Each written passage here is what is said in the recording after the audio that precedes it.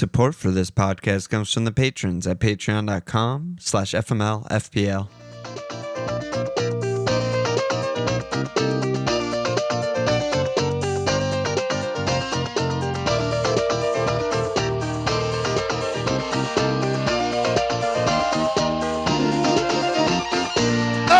Okay! Welcome to FML FPL Milan. It's Walsh. We're recording on another Thursday.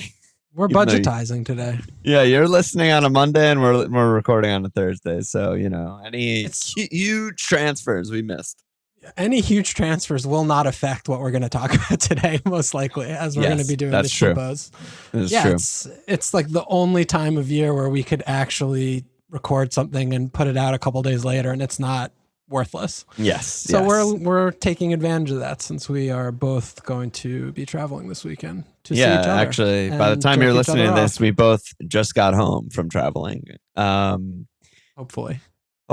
Yeah, we'll see how that goes. Blue crane crash in the Milwaukee Brewers Stadium, and we're fucking toast. See you again, never. What happened to that pod? Oh, the host got killed by a falling crane. Yes, exactly. What a way to go out. Just going out on top. Or underneath. Do we want to talk at all about like Sheshko or any other transfers that have happened since we last spoke? Or should we just dive in a budget? And I mean, budget's coming out on a Monday. We still have a Gameweek 1 pod that we're doing on Thursday. Gameweek 1 Gameweek 1 pod we're doing on Wednesday and then stream on Thursday. Is that right? Sure. One of those. Basically, we have a lot more content to go. So, you know, this won't be the end of us talking. I think we can keep to the script here and stick on budget and let some more transfer dominoes fall, and we'll get into all that stuff next week. Yeah. Cool. Yeah, I'm down for that. Okay. So we started with defenders last time, not keepers. What if we start with forwards? Whoa. Okay, we can do that. Is that fucking fucked up? It's really fucked up, but I like it. Why not? Why not, right? I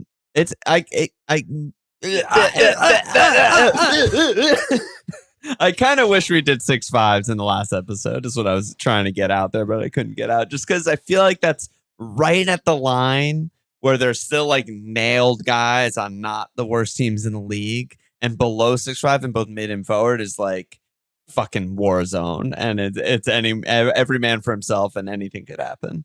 But here we are. Well, you can have your regrets, and let's run into the 6-5 bracket. So we got Welbs, the lap, suspended for game week 1, brain dead idiot Ndot, who may or may not be a Newcastle property. Jim, Darloose, fresh from Saudi Arabia. Al-Halal's own Darloose. Halal and goodbye. Hoagland, Rich. Richarlison, the Pigeon Man himself, and JSL Strand Larson. A lot of names. We got to start with formerly best pick in the game, then turned worst pick in the game, and then back to best pick in the game, who's now maybe the best pick in the game again, Richarlison with Dom Solanke injured. Not even in preseason squad, Dom Solanke. There's 6-5 Rich. Anything there? Any likes? You want to talk about Rich first? Sure, why not? Who cares? It just feels so short. Even if Dom misses game week 1, like everything that they've been kind of talking about is he's not really that bad, even though he hasn't really played a minute yet. So I don't know. I guess both of those realities can coexist at the same time. I mean, it's just Rich. You're looking at probably 70 minutes, short leash because he's just holding a spot warm for Dom, you would imagine. Yeah.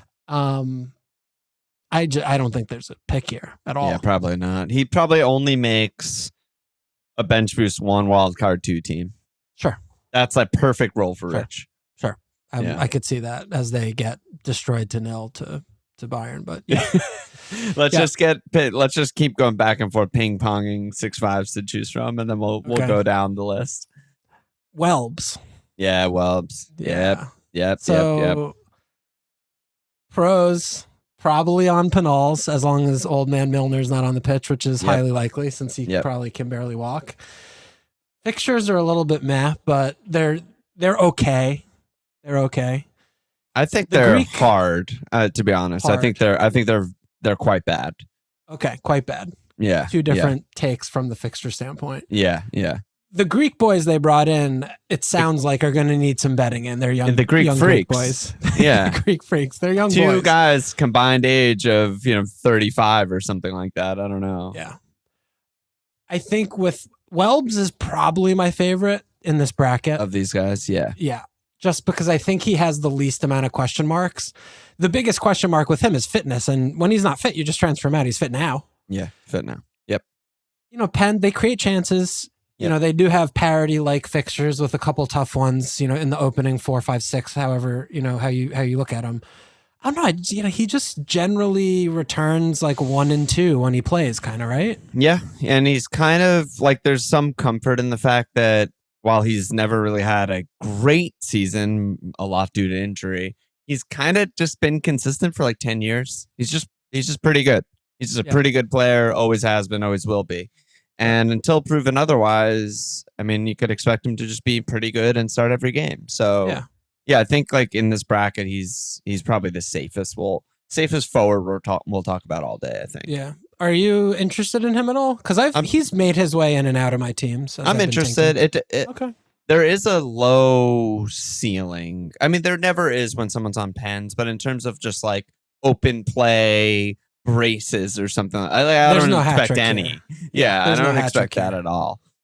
So he, it's maybe not the sexiest. It's hard to be sexy when you're Danny Welbeck, but he's solid.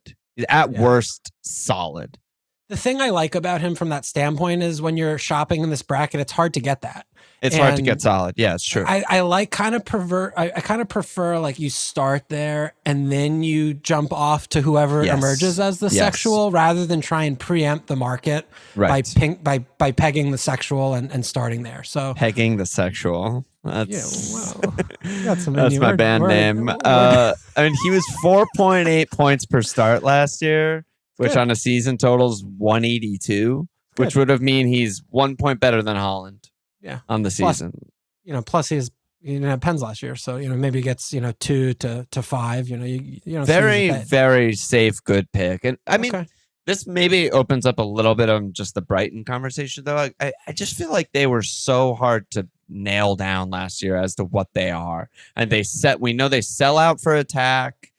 They do the opposite for defending. They just let anyone do whatever they want defensively. They play super open. I mean, I guess they'll continue doing the same thing and just try and do it better. I mean, the amount that they sell out for attack, they don't generate that much attack. And the amount they sell out for attack doesn't balance with how much they concede. So they need to do a better job. But I feel like this kid is younger than us, their manager, from the Bundesliga, and like it's just fucking he's learning on the fly, right? I mean, I feel like maybe they'll be able to do a better job of the same team as last year. And they made some signings, and I think there's reason to believe. Yeah, I'm not sitting here. I'm feeling convinced, and baby fraud Hertzler that he's the second coming of Jesus Christ. Me neither. Himself. And also, he can improve the team from the iteration they were last year. I believe both of those things can happen. So, yeah, exactly. To me, and look, we can also sit here and say, oh, fucking Reuter is starting striker, and he's playing this insane shit, and Welbs is on the bench. And we're like, oh, whoa, we fell for it. Like, we thought he was really safe, and then we forgot who picks the team. It's this little kid who changes 4 players all the time, week to week, makes fullbacks, midfielders, makes strikers, number 10s. Like, he does all sorts of wild shit. So that's that's rattling around in the brain when I look at Welbs. And also, you're not looking at him as competing to the top 4 teams. I mean, you're looking at him of other players with significant warts. So, like, you're comping Brighton to, Fulham or Wolves or the between 9 and 16th place teams or whatever, right? That's the competition. So they don't have to be much better than they were last year or play dramatically better than they did last. You're telling me if Welbs does exactly what he did last year, extrapolate over the course of the season, he's 180. It's like, yeah, do that again. Add in the pens, That he's works. 200. I mean, they won 7 works. pens last year. Yeah, so I don't think he's going to play that many minutes again. Me neither. I don't believe in the fitness, but we're not holding the player for 38 games. Exactly. Like we might get 7 to 10 games of him playing at that level, and that's really, really good and really valuable. So right. I'm in on that. Oh man, am I picking from 6.5s or anyone 6.5s? No, below? Then the rest of them are a different level of slop. Let's just stick on the 6.5s. Because most of these are just straight up passes. Yeah, so we don't have to talk about the lap. We don't have to talk about Hoagland. Yeah, we do need to talk about Darwin. Let's talk more about Darwin. He's gone. I know, but You're we safe. need to give him his time. I love him so much, and I miss him already. And I don't know where he's going to end up, but I hope it's somewhere good and he's happy. Saudi Arabia. What do you mean? We know where he's going. Leaving. No, but I mean his career. He's still youngish. He's not going to be there for life. Right. I don't think. There's a little ode to Darley. Yeah, he's leaving with medals around his neck. So good job by him. Good job by him. So it's between Jim and Strand is who I'm choosing between here because they're the only 2 starters left in the 6.5s. Let's start with Strand. Sure. He was a topic of the postmortem because we both owned him for a stretch of the best fixtures imaginable, and he wasn't very good. And then we both did not own him when Cunha got suspended, and he was the best thing ever, and we got 0 of his points. And he ended the season with a very respectable total, and 14 goals is nothing to scoff at. He finished really hot. They obviously lost Cunha, which you could take that as a positive or a negative because now he'll get more shots maybe because he did when Cunha was suspended, but also Cunha was their best player and best creator. So, I don't know. There's pluses and minuses there. I mean, I don't know. I just feel like I don't have a good read on him still, even though we just watched him play 30 games. Where are you at on him? I like him. There's a lot of transfer speculation we have to just say out loud right now because even he's emerging on the list of Newcastle forwards that they might not be able to buy. So I just feel like he's a solid lunch pail striker. And if he has pens, which he might, we don't know if Arias might have him, someone else completely random might have him. We don't know. He's just going to be a really stable and steady contributor, I think. And, to me with him, it's just looking at the fixtures is the first 4. Talk about bad. These are bad. City at Bournemouth, Everton at Newcastle. I'm like, oh, extremely bad. 5 to 9. He's got 3 promoted sides in the span of 5 games. So it happened last year. It's got to be different this time, right? The easy run, that. To me, I'm looking at, he's someone I want to put on the back burner. Not going to start with. Wolves have had somewhat significant turnover, it seems like to me, in some key areas. They'll probably be bad at the beginning of the season in August and September. But when the fixtures turn game week 5, I like Vitor. That's probably when I'm going to be taking a look and say, I hope he doesn't score in the first 4 game weeks so no one is into him. Maybe price drops or something, but I would be happy if I just see a little bit of signs of encouragement from Wolves that okay, game week 5 home leads, I could maybe drop down a price to get him in there or something like that. But I like him a lot. I really do for fantasy. I think he's like Wood. He reminds me a lot of Wood. Yeah, he's younger. He's huge. He just is a box striker. He doesn't do much else. Yeah, I mean, his run of good scoring last year was away Southampton, home West Ham, away Ipswich, home Spurs, away Man United, home Leicester.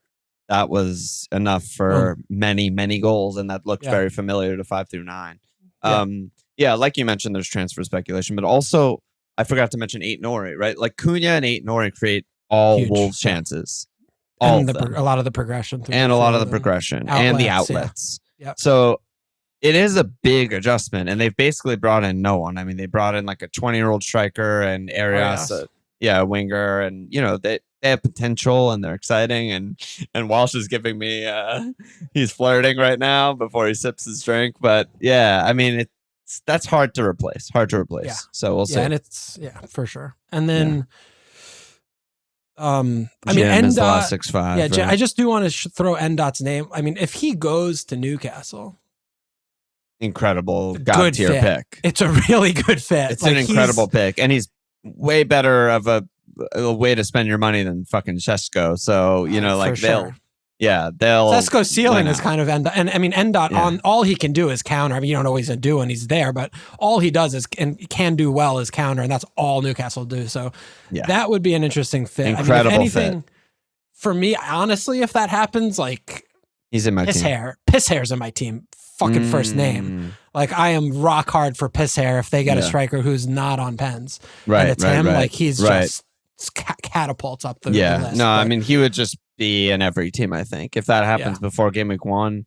Because there's no competition. They don't have anyone else who could even compete with him. He's just going to start every single game. And we know, like you said, when he gets starts, I mean, he gets chances. He just gets chances all day, every day. So he's going to keep doing that, I think. Yeah, it's a good one. He won't do anything with them, but that's something else. But yeah, Jim, where you at on Jim? Good. Got a year older, yeah, as all the players did. Yeah, I know. And Fulham haven't done a single thing to improve their team at all. Yet. They will. Maybe they will. Maybe they won't. I mean, unexciting, but fine. Like solid. I mean, what are their fixtures like? Let me see here. At Brighton, home United, at Chelsea, home Leeds, home Brenham. Pretty good. I mean, at least pretty good. Better than Welbs. Yes, better than Wellams, better than Shran. That's for sure. Yeah. Muniz's presence still scares me. Yes, and Muniz is pre-peak, and Jim is very much post-peak. So wherever those lines cross on the graph, at some point, Muniz will probably be the better option, but we don't know when that'll be. He just turned 34. Yep. I don't know, man. I don't have strong feelings towards him either way. I feel like a lot of his points come with like the scruffiest, luckiest bullshit or just like random pens and it's unpredictable. Or something. Yeah. And like Fulham are very weird. Like they could finish anywhere from 7th to 15th. And I'm like, yeah, that's Fulham, baby. I don't know. So I don't have great feelings towards, picking Jim in my game week 1 team, but he's solid. Yeah. I had a little period in tank season where I was like, Jim's being a little bit underrated here. I haven't seen him in a team, and but he has a lot of issues, I think. I mean, he's right behind Welbs in points per start last year at 4.7. Sure. Basically the same. Basically saying when he started, he was 180-ish kind of striker. I think I just believe in pens Welbs are good. more. Pens are good. Pens help. Pens are good and they help. Yeah, and we know Jim's good at them. So, I mean, the changing of the guard to Muniz, it's hard to figure that out because a lot of times Jim just plays 60, and he doesn't do anything because he didn't do anything in plenty of games last year. And then Muniz gets a start. I mean, to me, I'm not concerned with Welbs not getting a start because one of the little Greek boys is pushing like game week 2 or something. It's so different. It's so different. So yeah, Jim's a little bit risky. All right, that's 6-5. We look down. I mean, in the 6 million bracket, I think there's probably only 3 names that we need to mention here. It's Thiago on Brenham, Thiago Bear. Is it also another Thiago Barry? No, Tierno. Oh no, Barry. Tierno. Can we call Can we call Brenham Thiago Igor? I mean, I know that it just is Thiago in the game. Igor to me is the Brighton defender, backup center back on Brighton. Can he be usurped by the starting striker on Brenham or no? But what about actual other Igor on NFO? Yeah, because his name's actually Igor. All right, let me see how many names Igor Thiago. Oh, he has a lot of names. He has Igor Thiago, Nascimento Rodriguez. They love a Nascimento. I guess Thiago will be fine. Let's just stick with Thiago Brenham for now, and then we'll see as the season progresses. If he's relevant enough, we'll figure something out. Okay, fine. And then Fullis Krug also at 6 million. Right. So have at it. What a striker room in West Ham that is. I mean, the first 2 are really the 2 that I want to talk about, not the next one that much. Not Fullest? Fullis Krug and Callum competing for who can not get injured hurt first. soonest. Yeah. Igor Thiago is just fascinating, I think. This is all predicated on Vissa leaving. If Vissa doesn't leave, he's nowhere near my team. I don't care.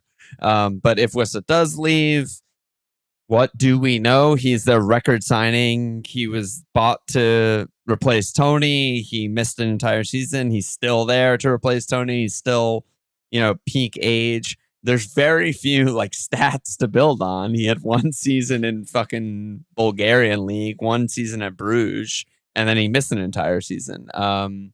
He's apparently really good at pens. if he's just the nailed starting striker on a Brentham team and he's on pens, that's good enough. I feel like I don't need to justify that much with how this team has been for the last 5 years or whatever, however long they've been in the Prem. But if Wissa's there, I mean, he's just not a pick, sadly, for him.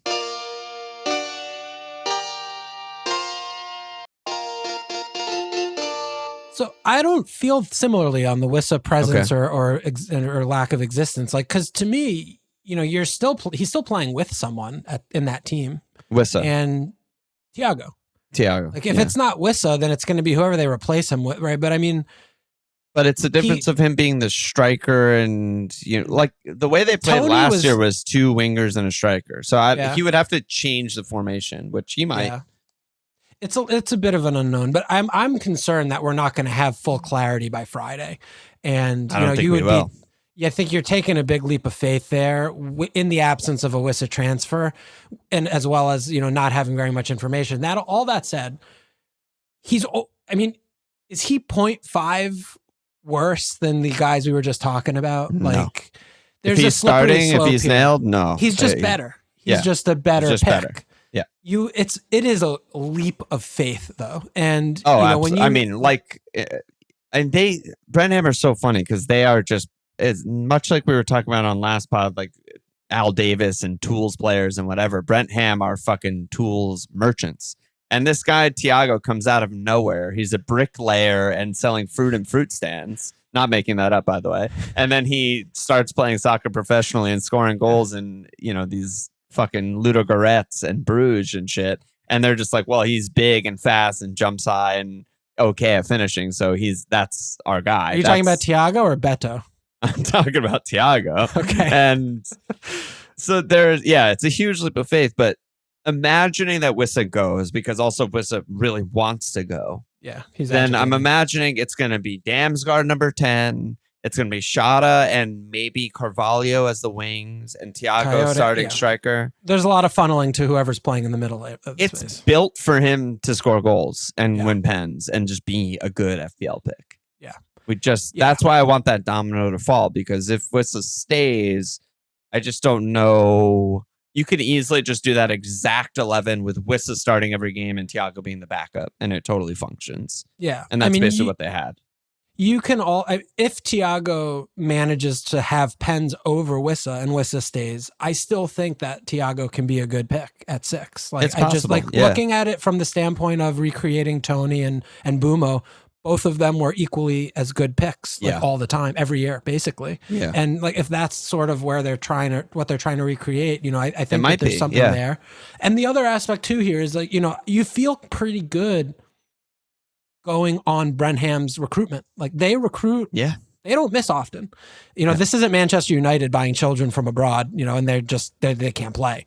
So I don't mind that diddle. The one thing I will say about someone like Thiago is, I don't think you can have a second player in your team like this in the Game Week 1 team of like high risk. Yeah, because you stack 2 of these type of players on top of each other. We're wildcarding Game Week 3 because we really made a bad team, not because we're attacking. We're making a defensive wildcard. So Thiago is definitely in that camp, whereas someone like Welbs is not. You can have Welbs for 6 games. He might not get all these points, but you're not going to ever look at Welbs and be like, oh, this is a big problem. Listen, you could also have Welbs and the transfer window ends on September 1st or whatever the fuck, and go Welbs to Thiago. Sure. Boom. Like, it's right there. It's sitting for you, but you can't do the opposite without a double move. I mean, they have, I think, one more. I think every team basically has like one more preseason game and the Community Shield included in that. And so, maybe we'll get more clarity. I know Thiago started the last one, but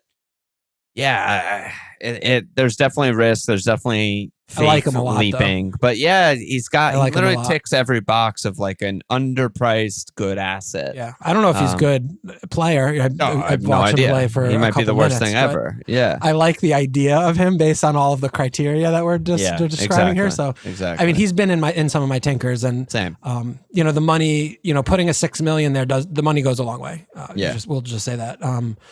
And I do want to, I'm not joking about Fullis Krug. I do want to just say a few words about him because I think he's a meme at this point because of how badly it went last year and he didn't exist.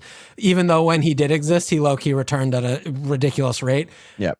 he's old and it's bad business from a business modeling standpoint. And we all make fun of Western all the time for this because they're so poorly run. It cannot be overstated. Ridiculous. He's good. Like he's a good player. He is and good. He's a good striker. And there is quality around him and that team with Potter.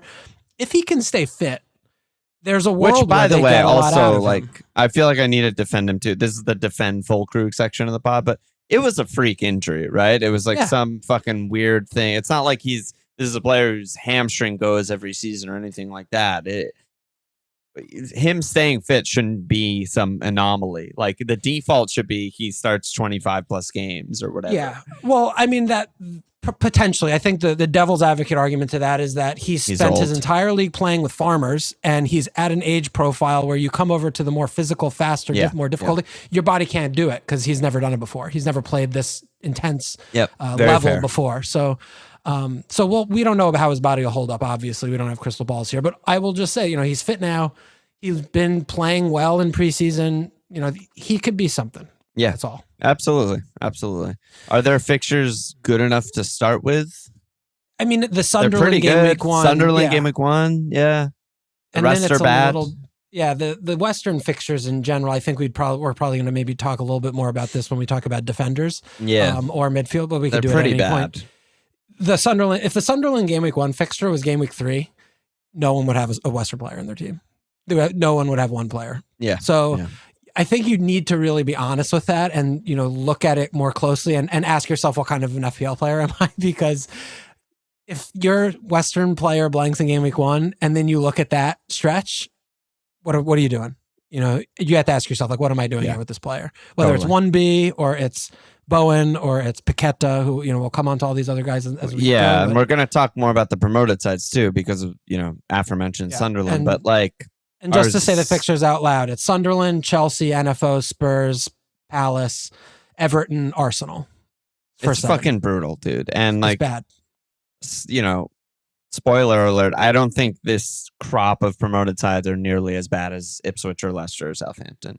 So how good that fixture is or isn't is kind of up for debate. Obviously, it's good, but is it are they going to score 4 like they did against Ipswich last season? Like, I'll take the under on that. It's not that appealing. What about Barry? You like him? Not at all for game week 1. Nailed, right? I mean, Beto's still playing a lot of games. No, not at all for game week 1. I think it's one of that. He's going to they'll change the guard as quickly as possible because we know what Beto is, and he's not a starting striker on any team that has, aspirations that aren't to stay in the league. But he could be good. I mean, Everton are going through somewhat of a little bit of a transformation, it seems like right now in this off season. And, they still have the old man there running the team, but just one to keep an eye on. I just want to say his name out loud, really. And just, No, same. I mean, everything I've heard has been very high praise of him. And it seems like they did better business than half the teams in the league. They went early. He's a young, promising striker who had a good season in La Liga. I mean, not a lot of guys can say that. So, but you can't start with them yet. Yeah. And then, from the 5-5 and below, are there any names in there that you're interested in? Perot is the big one, right? I mean, they still haven't done any business. Yeah. A lot of people were saying they're definitely going to buy someone. They're definitely going to get a striker. They need a striker, blah, blah, blah. And Leeds have just laughed in all their faces. I mean, this is one of the all-time great championship teams by underlying numbers, not just this season, but also last season. They had basically a team of mostly players who were good enough for the Premier League. That's why they fucking win every game in the championship. That's how that works. They bolstered the midfield. They got a new keeper, et cetera, et cetera, et cetera. But it looks like they're just going to roll with Perot. Well, they did bring the German kid in, Mecha. Lucas Mecha, who I think he profiles a little bit maybe like winger strip. I don't know where he's going to go with that, but Perot, as of this time, he has pens. And the last time we had a penal taking 5-5 under Fark was shitting points, green and yellow Pookie. Yep. And this don't seems way better than those Norwich teams, at least in the flamp. Yeah. Sure. I don't like the pick at all, though. I really don't like the pick. I think that you're just going to be sitting there like thinking, what did I do here? Yeah. I'm so down and against fixtures are Fark. bad too. The fixtures aren't good. I mean, Fark is just like out of his depth every of the many times he's plied his trade in this league, like I just feel like it's going to be a problem. So he's starting, as of right now, we have to see when the window shuts, but he's starting. So you do have some minute security around there, which is a lot more than you could say about other players in this bracket. So you got to give him that, right? Yep, exactly. And I'm less down on them. I mean, I think it's a different discussion, but the main reason I'm less down on them is because I just don't think manager matters as much as you're saying it does. Like, I also don't think he's a bad manager, but I think the team is so much better and the talent is so much better than those Norwich teams where I'm like, could Perot match Pookie's, like, what did he score? Like 11 goals, 12 goals, 14 goals? Yeah, I think he could if he plays every game like Pookie did and they get some pens and they're less bad than those teams who finish 20th every fucking year. Yeah, I just don't want to be in this bracket. Like, I mean, Beto is probably starting. Like, I mean, if you're looking at a game week 1 and then wildcard quick, like, you could look at Beto. I mean, Broge, Hodel Broge, Armando Broja looks like he's getting a transfer to promoted side, so he'll probably come in this bracket. He's so bad. Like, he's not a pick. And how do you say his name? Gui? Yeah. So the 4-5 kid going to Sunderland. I mean, Mark Goo. Yeah. I don't know how to say his fucking name. He's obviously the best 4-5 striker in the game if you're putting if you're going with a 3-5-2, like by far. So is he going to start game week 1? Probably that would be really surprising. But should he be starting by game week 8? Yeah, I mean, he should be, I would imagine. Like, he's probably better than what they have there. He has very few minutes under the belt, obviously, but he did play like all their conference league games and he scored a shitload of goals, and that level I feel like is better than what most promoted sides have already, right? So by that sense, he's good. He played 286 minutes in the conference league and scored 6 goals. I mean, what the fuck? That's tremendous for Sunderland. That's just really, really good and high level. So eventually he'll be their starter, I think. Their team is so weird in a cool way. They're all like young and sexy and cool, as opposed to just being like washed up former Prem shitters, which is usually who gets promoted. Everything I've read about the manager too is interesting. He sounds like a nice character, unlike the other 2 promoted managers who are diabolical shithouses. So that should be interesting to see how he does. I just imagine they're going to be really shitty at the beginning of the season, and then it's going to take them a little while to gel. Yeah, they bought a lot of guys. They bought a very, very new 11. It looks like in a lot of parts. So I think that's probably good on forward. I don't think we need to talk about any others. I mean, there are some other guys who might start, or Fleming or Isidore or whatever. But like, who cares? I don't care who the Burnley striker is. So just say it. Say it plainly. Yeah. Well, let's just get that out of the way now. They are by far the worst team in the league, and they're going to finish in 20th. I hope so. God, fucking forget them. All I want is for Scott Parker to get fired again. I love when Scott Parker fired. Lock it in. I love reading the Scott Parker firing articles. Every time it happens, it's one of my favorite days of the year. Lock that in. Nailed. 100% guarantee. Hopefully we don't have to wait till 2026 to enjoy that day. Hopefully it comes this year. We'll see. They are fucking horrible. We'll see. They do have a 4-0 keeper, but we'll get to that later. Yeah, we're not a keeper yet. So are we going front to back? Are we doing mids next? Yeah, you want to do mids? Mids, there's a billion guys. This is what I was saying with the 6-5. It's like there's like legit starting players on good teams at 6-5. I think we're not going to cover everyone. There are too many guys. It's impossible. Yeah. It's impossible. And I don't think we need to spend, 5 to 10 minutes on all these guys, but why don't we just kind of bounce around and highlight some of the names we're interested in, or how we're seeing some players in the 6-5. That works. Yeah. Start us off. Well, where to begin? I mean, this is where how much time? This is like the budget pod is all traps. I think I named the last episode not all bait is a trap. This is all traps are bait, and all budget picks are bait. So go ahead. No, it is. I mean, I think Sarr is the standout pick here. Okay. I mean, tomorrow's a big day, and everyone will already know this at the time of this being released. But if we do win our appeal and we get refucked back into Europa, suddenly NFO goes on the list. and we're off, and Yeah. we're like, we are primed for picks, baby. Yeah. We go back to playing once a week until fucking September 30th or something. So, and you have 3 weeks left of the transfer window. All of a sudden, it's a really appealing thing. Place destination. So, so that's a little caveat. But even irregardless of that, I mean, Sarr's just at 6'5" he starts every game out of position, basically. Yep. He doesn't have any set pieces, which some of these players that are in this bracket do have, but he has brace potential, which none of the players in this bracket have. Brace potential. Open play, brace potential. Before. I mean, that's unfair. There are 1 or 2 names that you could throw in that ring, but I just, he's good. He's a good player. He could take another step forward. I mean, he basically didn't play last year for a third of the season as he was getting fitness and getting up to speed and learning what he was supposed to be doing. But for the second half of the season, when he was starting regular, he was just great. So I think Sarr's not enough teams is a good pick, is a steady, safe pick too, that you don't have to worry too much about it. You just have to also acknowledge that he is a little bit on the streaky side where, he can rattle 3 or 4 blanks off. Oh, and dude, then he can rattle 7 5 or blanks 6. off. I think 7's a stretch. I don't think we'll see that again as long as he's playing in this team. But, he combats that by banging the brace. He's not trickling like Rice might trickle. Yeah. So, you just have to be able to withstand that if you're picking him, I think. So I like Sarr.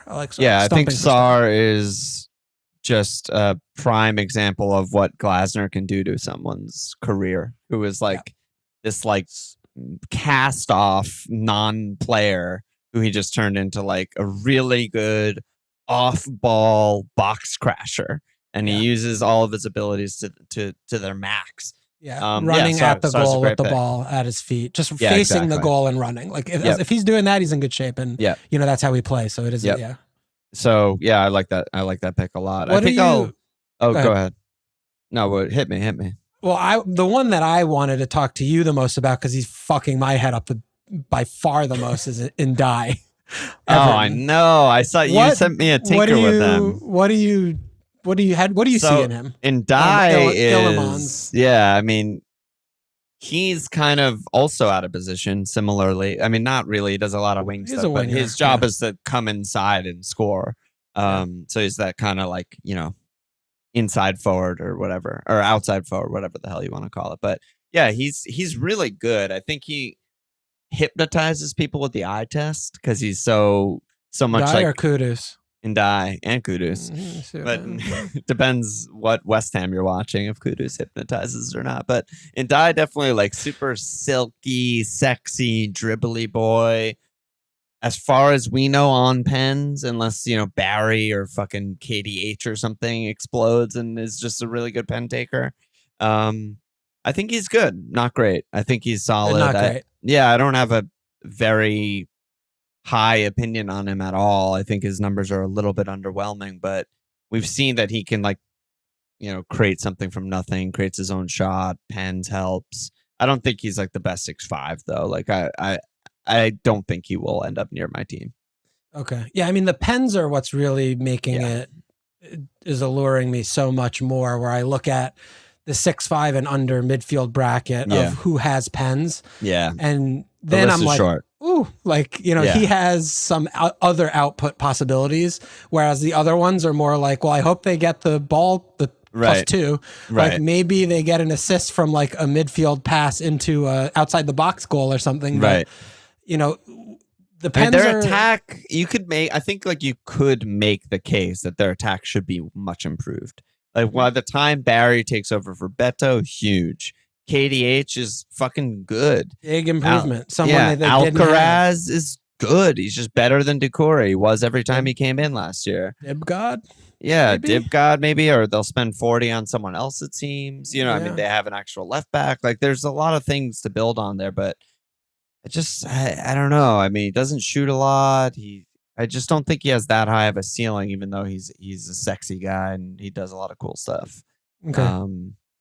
I was going to go the other direction and talk about guys who I think are in a lot of teams, arguably too many teams, and it's Rice and Rodri, who are sort of different but sort of similar as FPL picks, right? I mean,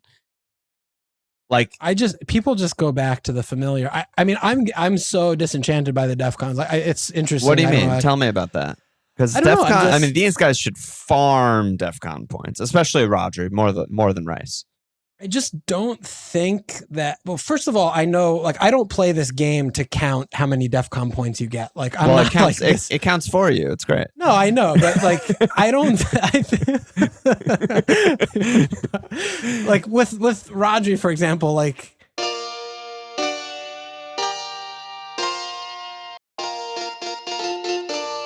He's not getting 18 returns again. Like, that was the best output of his life. Like, he's going to go back down to getting something like 7 to 9 or 8. Like, you know, you're looking at a player that like might get 150 points. Yeah. And I'm not holding this player all year. Like, I'm going to, it's between like 100 and 150, and then add on, he will rotation lead risk. All of midfield in DefCon. Like, he will add 40 points, assuming fitness.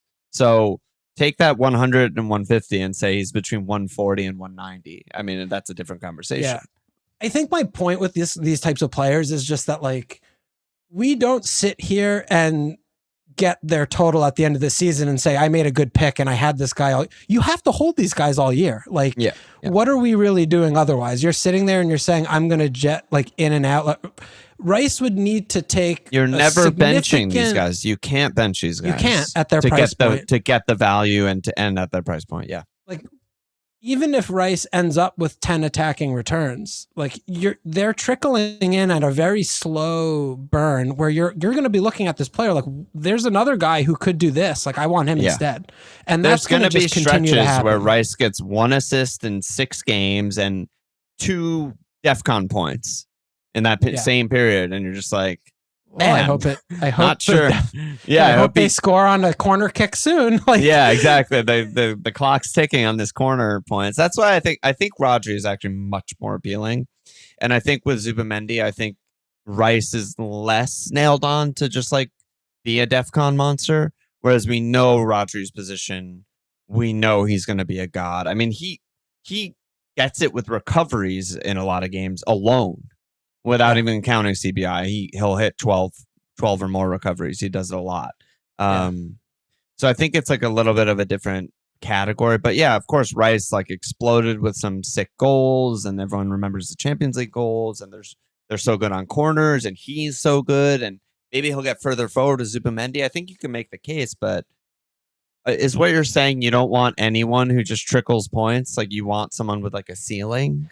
I think these DefCon guys, you need to have actual real attacking threat from open play. Like, it's not enough to just rely on that and say this is going to be good enough, because you're going to be sitting there at some point quickly when they go through a few blanks, and you're going to say, what am I doing holding this player? Even though they will get the numbers at the end of the season because it adds up. But the adding up of 2 points when you're looking around and seeing other 7 million 7-5 guys blowing up, or other 6-5 or 6-0 midfield blowing up, you're like, this is the spot. Like, I'm not holding this little DefCon guy for another 3 months. Like, I just don't see that happening. Honestly, I don't know if I agree. Okay. I think seeing 4 pointers in my team will be very satisfying. Like, it ain't much, but it's honest work. 4 points, 4 points, 7 points, 4 points, 3 points. Like, I'm just like, yeah, this is just free. Like, this is broken. Like, that's kind of how I feel about Rodri. Is every week it's just going to be like he hits it more than 50% of games and trickles in assists and goals on top of it, and it's just going to be like, this is ridiculous. Yeah, I mean, I am also I'm not worried about Rodri actually being managed differently this year, coming off such an injury. So I mean, where he was before, he just played he's almost like a goalkeeper, like he just played every game. So I mean, that's a little bit of a worry in my mind, at least starting from a Gameweek 1 standpoint, before we kind of see what Pep's going to do there. Yeah, which, you know, might just be not even something you can listen to, because you're going to always have that doubt with Pep and how many games they play. But with Rice, but yeah, no, I hear what you're saying. That might be the case. Maybe I just know that, like, for me, I'm not going to be able to do that. I don't think so. Maybe I'm miscategorizing it is like it's not just you, though. I think this is like a normal human thing where, like, say you have Rodri and he's getting you your 4 pointers, and it feels like everyone else in Discord has insert other guy and he just braced. And that's like the definition of FOMO right there. You're just like, what the actual fuck am I doing? But I think if you can fight that off and know that Rodri is still going to start the next 8 games in a row with a floor of 4 points, it's like insane, and you just need to trust the process. But yeah, it's easier said than done. It's easier in theory than it is in practice, I think. Yeah. And well, I mean, it depends also. I mean, him doing it in 50% of the games is not 100% of the games. So, I mean, Rodri might be the except, and there are some of the 5-5 guys that people, it's like they're going to hit it very often. And, we have to just kind of wait and see how that falls. But to me, it's like, those are the guys I would probably rather back into rather than proactively get them for game week 1. Right. Wild card, and who's getting it every week. They're playing this way. It's this guy, and he's also has a little bit of set piece set and thing. Forget him. Yeah. Okay. I could see that. Do you want to talk about the other City midfielders just while we're here? That we promised ourselves we would protect each other from? Yeah, I mean, I'm not at all costs. I mean, the most interesting one of these names is Jack if he leaves to somewhere else and he actually is nailed 6'5" on. But, Jack, yeah. I mean, Cherky is the obvious name that could, in theory, emerge from being like, whoa, how is this guy only 6'5"? Yeah. He has that potential.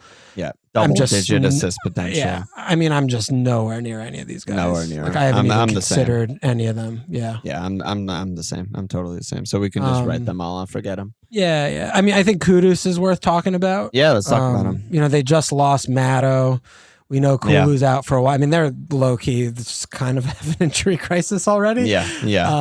But, they have pretty decent fixtures. They have Burnley, then the City game week 2 away, and then Bournemouth, Western, Brighton, Wolves, Leeds. So it's Western Derby for Kudus, too. Sure. Yeah, a lot of excitement for him in that game. So, I mean, I'm surprised by how popular he has been. I mean, I don't know if it's like game wide. I mean, he's in 25% of the teams. Like, I don't understand it at all.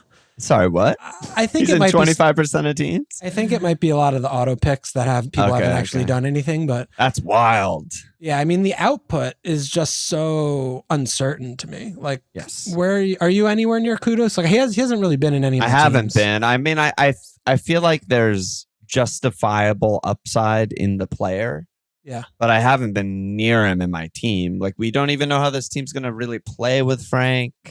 I need to see something. I need to see something. Yeah, like Kudus has been pretty underwhelming for 5,000 minutes. I mean, obviously he flashes with his dribbles and he'll score cool goals and stuff like that, but he's not been someone I've been anywhere near in 2 seasons of FPL ever. Yeah.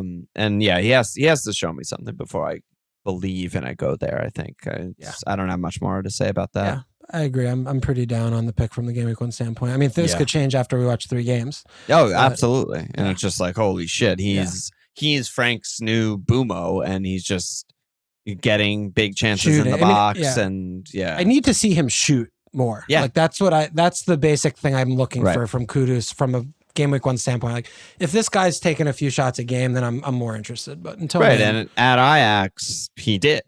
Yeah. He shot like it's his fucking job, and then he played for a nightmare club in West Ham and never was allowed to do anything. And basically was just like a ball progression merchant because they don't play any forwards. So it's like playing his own mini game or something. Yeah, exactly. So but I need to see it. Okay. Any other 6'5s you want to touch on? Well, I'm just kind of scrolling through. Yeah, I mean, I like Matoma. What about Ruder? I feel like he's almost more interesting than Matoma. He's 6. He should be completely nailed with Ladro leaving. I think it'll be at that number 10. I think it'll be literally the same position Ladro played, which is in Hertzler's system sort of second striker. He's kind of just like crashing the box and creating in the box and stuff like that. And I think he's good. I really like the eye test with him. Yeah. He's really good. I think he could be something. I think 6-0 is like a very attractive price for him. Yeah. Yeah, I agree with you. I mean, Matoma, I'm a little bit like, no, okay, what? I'm same as of him. Ever was. Yeah, it's like he's fine, and he'll blank a lot, solid. And he's fine, but whatever.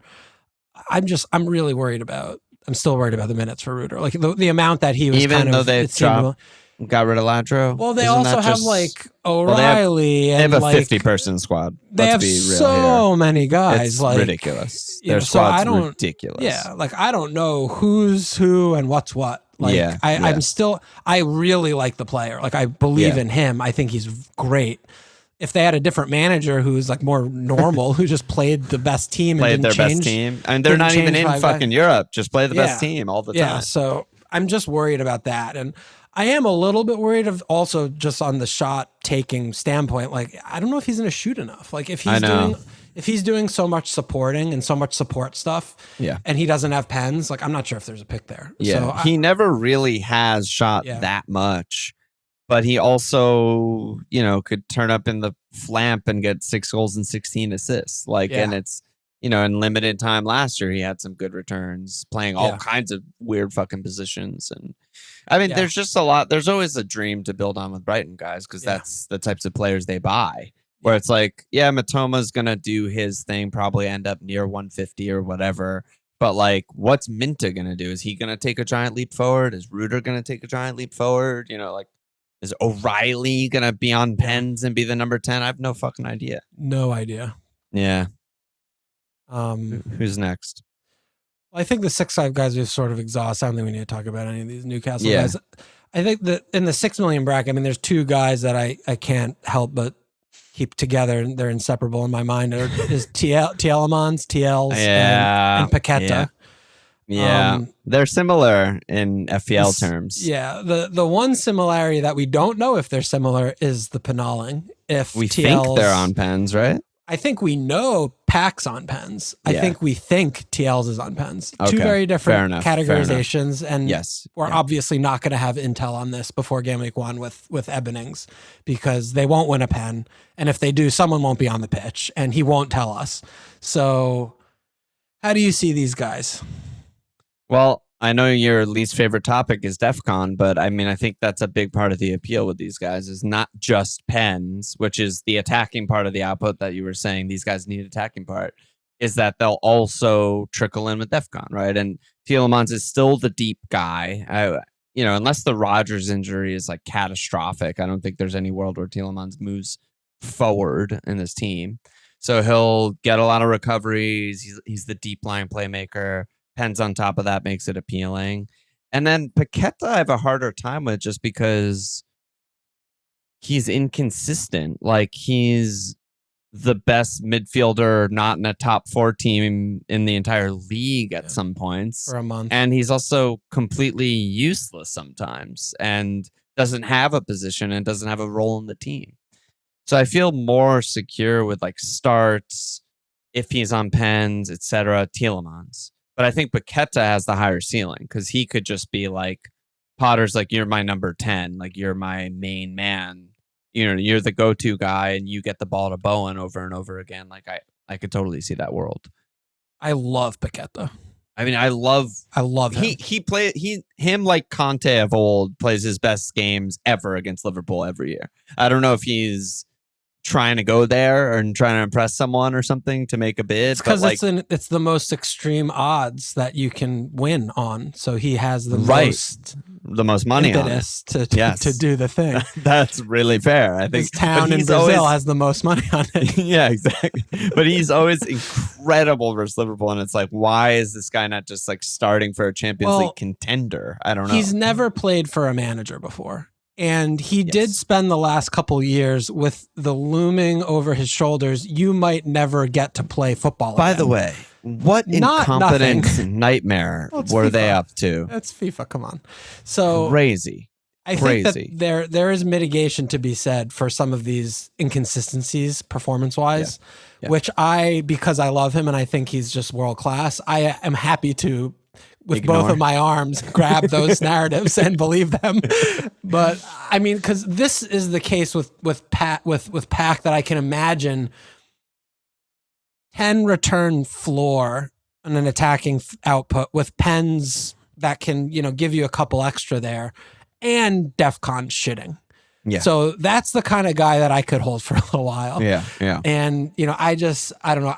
He's been very, very consistent in my teams for the last 2 weeks. Like, I haven't really taken him out in a long time. And I'm enough worried about Tielemans not being on pens. Yeah. And him getting assists from deep and him playing really exclusively deep is concerning to me.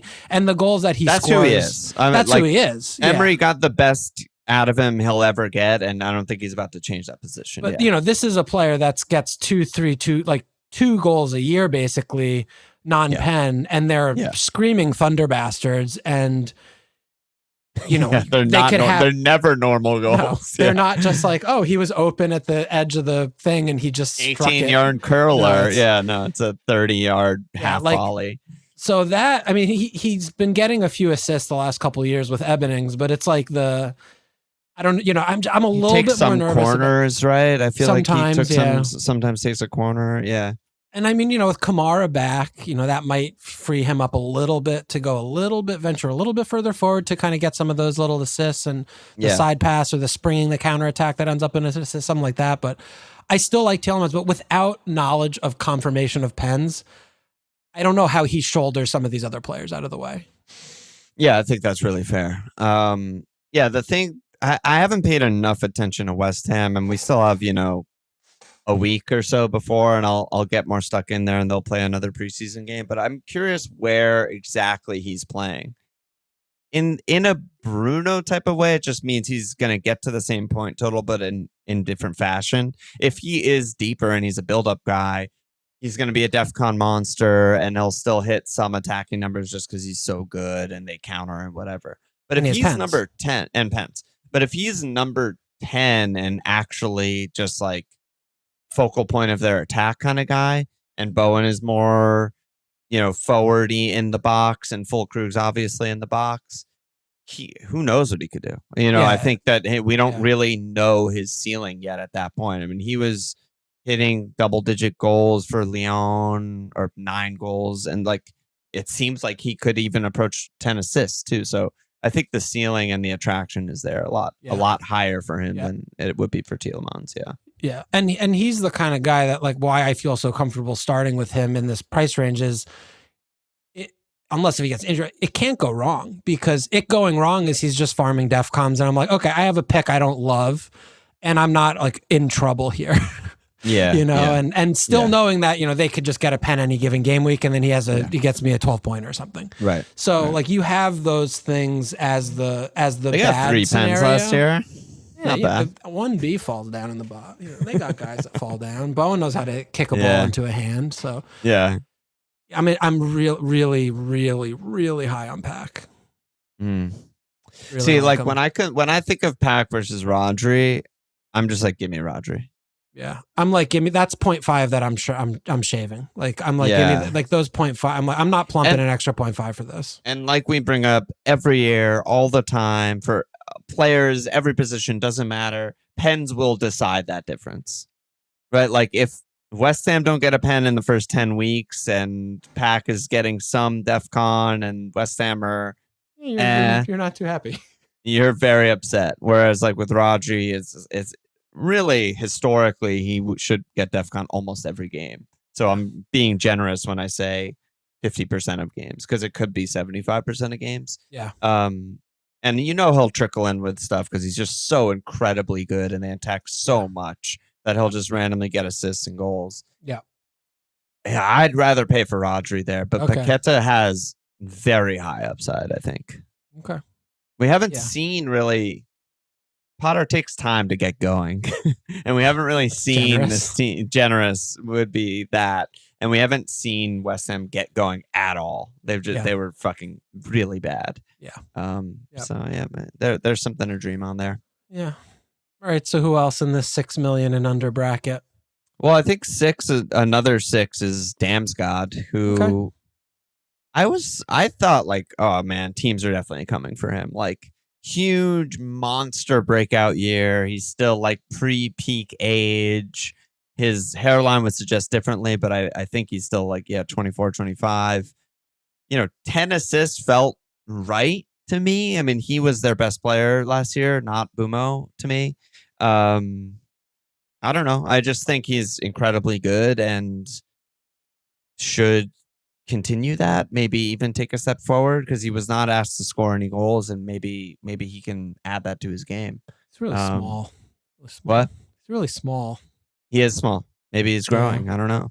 maybe he's hitting a pubescent growth spurt potentially. He's not the type of guy I'll start with, but I just really, really loved him, and I thought that a bigger team would go for him, and B, he would get maybe a 6.5 price or something because of how good he was last year, and neither of those things happened. So yeah, I mean, to me, is him staying there. I don't know if he's ever going to emerge an actual FPL pick when you look at him in the landscape of the league and who he's fighting for the spot. Yeah, it's possible not. Yeah, but it makes, I feel like, just the attack and the team, like going back to Igor Thiago, of like, this is they're good creators in this team, and they're going to trickle in with their numbers, but that makes me more bullish on the striker who's he passing to, because the 2 goals felt like he just doesn't get into goal score. I don't remember them ever. I think that I feel like one was like a broken set piece or something, but I mean, he just doesn't get into goal scoring positions in open play so much. So it's just like, those types of players, I'm like,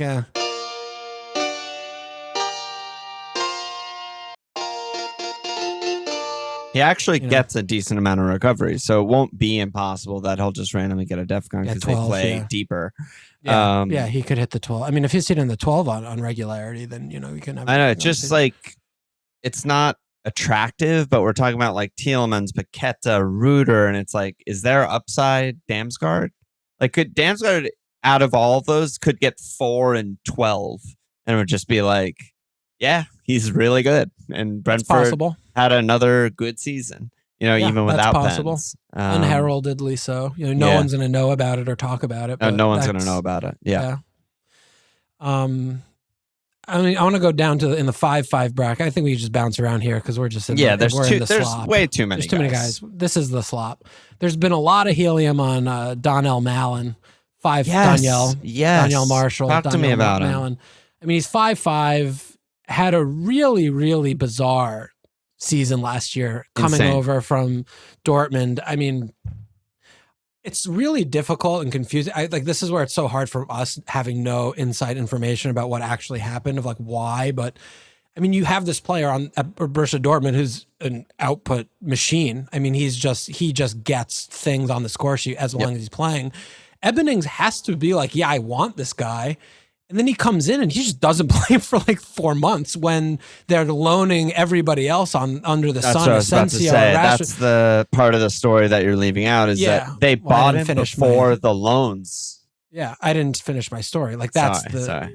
Yeah. No, go ahead. So they bought him before the loans. I'm sure they were selling him a story of like, we're in the Champions League. We need you for that. We want to finish in the Champions League spots in the league. You're going to start all our games, and then whoopsies, transferring Rashford and Asensio, and he just completely lost his spot.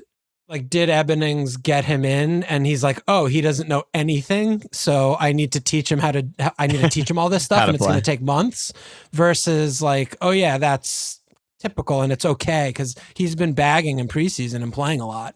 And as we all know, they lost all their loan signings that they had from last year, and they have purchased, this guy with the silly name from, what's it, Gessand or whatever the guy's name is? Yeah. Which may or may not be a Watkins replacement, but I mean, they have Bailey, like Rogers might have gotten her.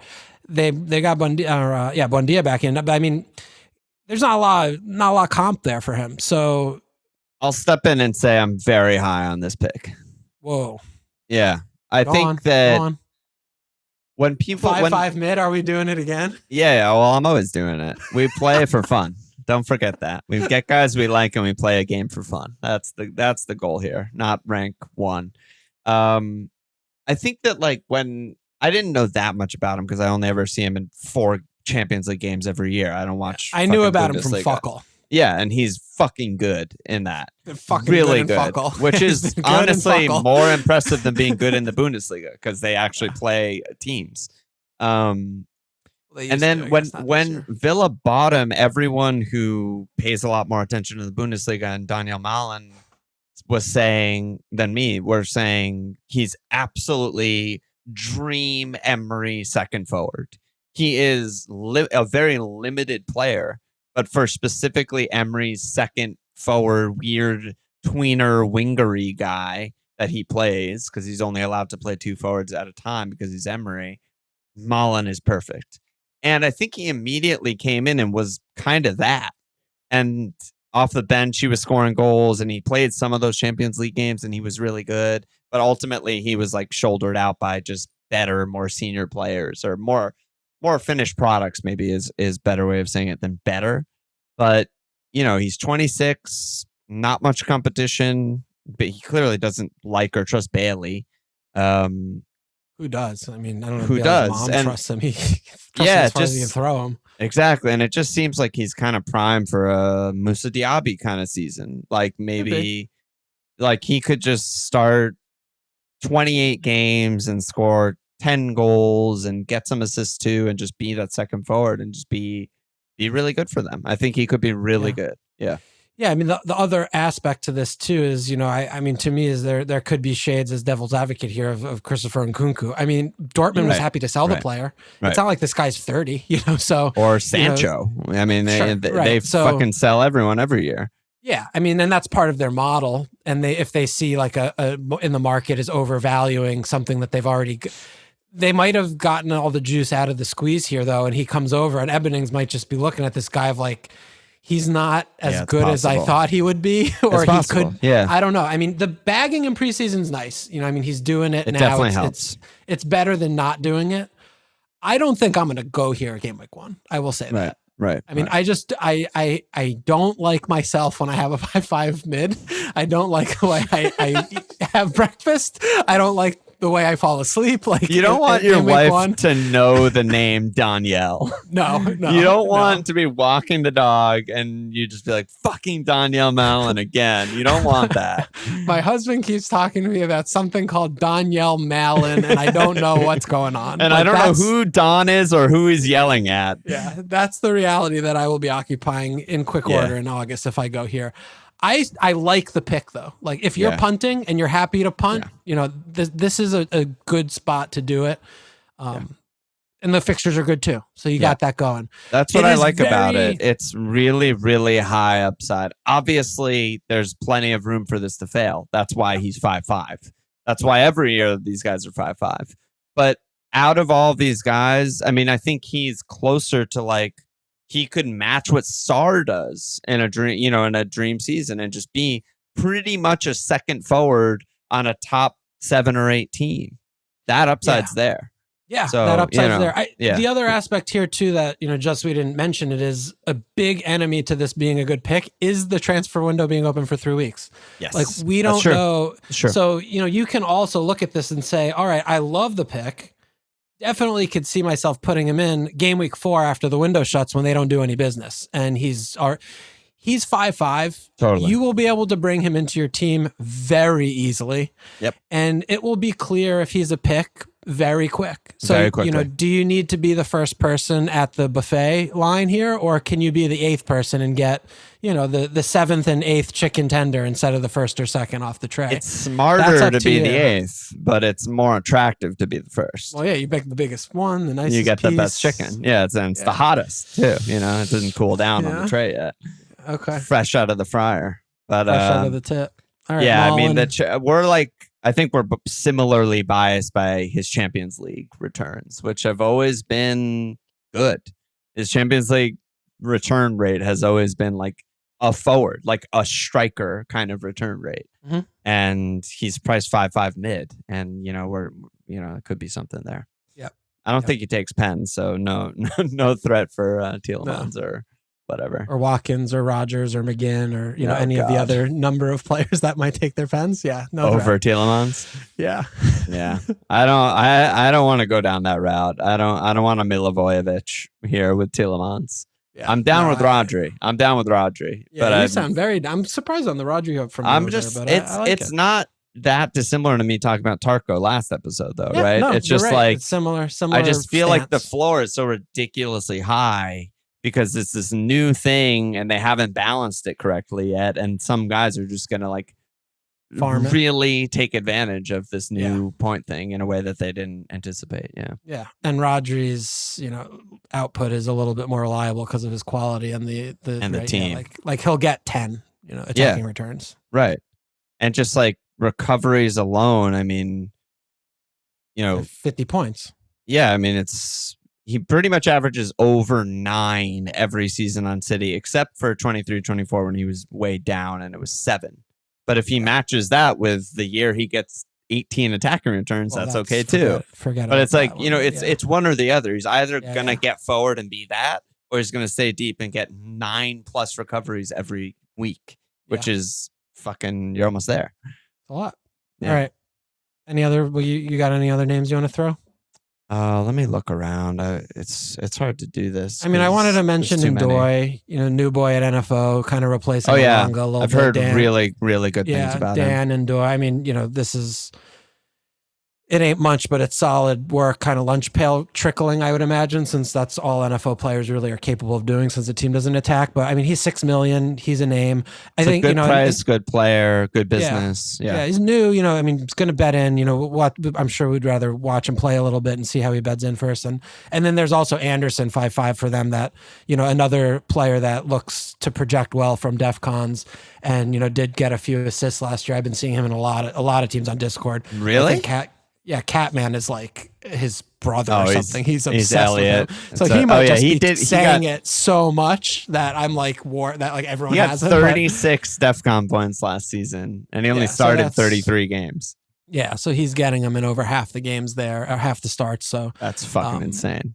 I think there is one thing to be said about this price bracket, though. Like, you have Caicedo, and there are going to be some names that you're going to see very reliably in the 50-ish% range of hitting the DefCon. So, yep. That's just something that's going to happen, and we might not have those names. Yeah, we're going to have to get used to it. We're probably not going to have those names reliably until maybe game week 9 or something, when we have a decent enough sample to kind of lean back on. But, the one thing that it has me thinking more about in this price region and bracket, which kind of just makes me never want to enter it ever again for the rest of my life, is like Mullen versus a reliable DefConner. That's tough. Like Mullen has to high roll, a really, really high roll to be a better pick than fucking Elliot Anderson. I know. And I'm like, that's the bar. It's not like it was before. Yeah, the same goes with, defenders. Similarly, it's like, I mean, it's fucking NBA. We're talking about scoring 2s or hitting 3s, right? And there's some point on that graph where the 3s are just way better. But if they're not hitting those assists, they're not getting those attacking returns. You'd rather just have a fucking 2 70% of the weeks. Yeah, and that's what a lot of these 5.5 CDMs are. Yeah. The other guy I wanted to bring up, just as a similar shout to we were talking about transfers before, is just it seems like Harvey Elliott will go somewhere. Mm-hmm. And he shouldn't be 5.5 if he's like the starting number 10 on some decent team. He'll be in every team, I think. I think he'll be in every team. Yeah, maybe not every team, but he will be in more than no teams. Many teams. Yeah, if he goes to Western or wherever he might go. There are places that could be good landing spots for him, certainly. Yeah. Maybe like fucking Bournemouth. I don't know. Like, he knows what to do with players. I mean, Spurs lost fucking Matto and Kulu, let him just start at number 10 there or something, There's something there. Arias is another, the Wolves 5.5 guy from Botafogo. What's the deal with him? People are saying he might be on pens. He's sexy. Yeah, he could be on pens. I mean, he's just going to be their new Cunha. Like, he's stepping into the Cunha role of like chief creative officer. And Fer Lopez too, I thought was like supposed to be. They spent a decent amount of money on him too, right? The winger. Yeah. Winger forward guy.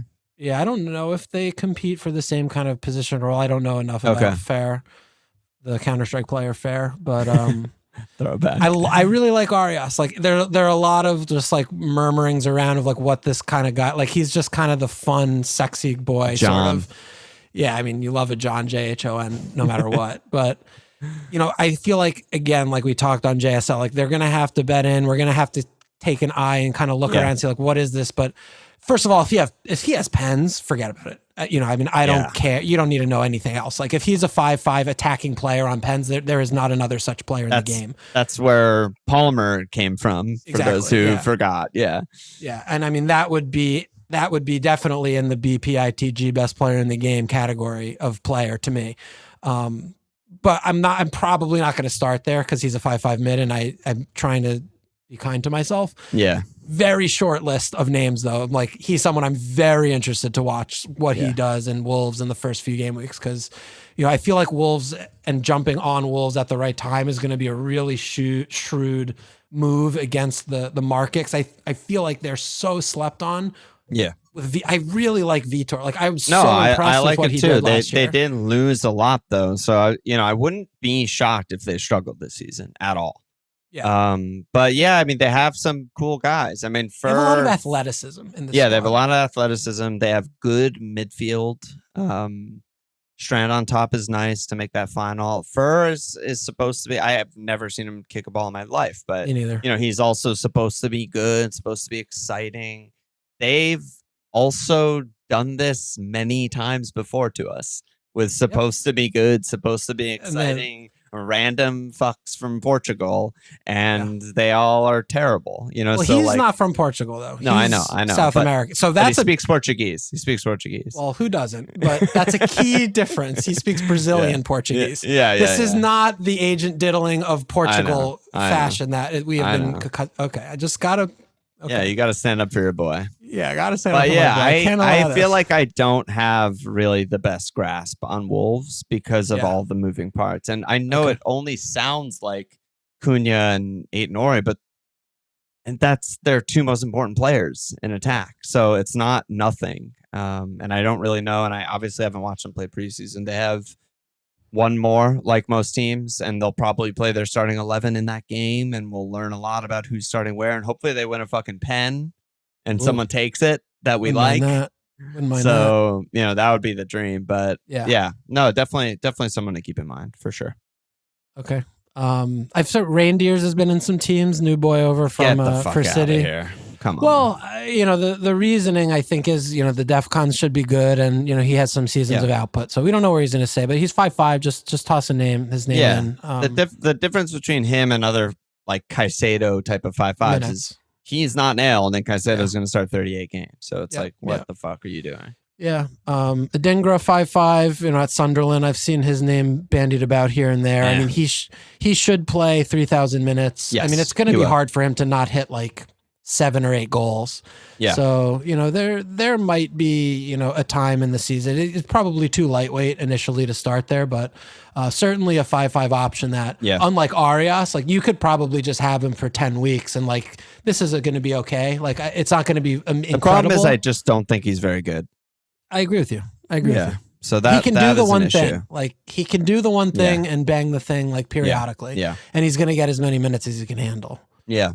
We're talking 5'5" mids here. We're talking 5'5s. They have to have problems, or they wouldn't cost 5'5". But are there any 5'0s that you're seeing in a lot of teams? No, I haven't been seeing them in teams, but a couple names that I've kind of flagged that I'm a little bit monitoring is Carvalho, Brenham. Yep, could just be the starting right winger. I mean, if the Wissa discontent continues, it's crowded. Let's not get any mistakes here, but he's been playing in preseason. It's been sounding like he's kind of doing better, and his career's completely fallen apart, but the skill is never and has never been in question. It's, is his head on straight? Is he fighting? Is he doing all those things? The kind of guy.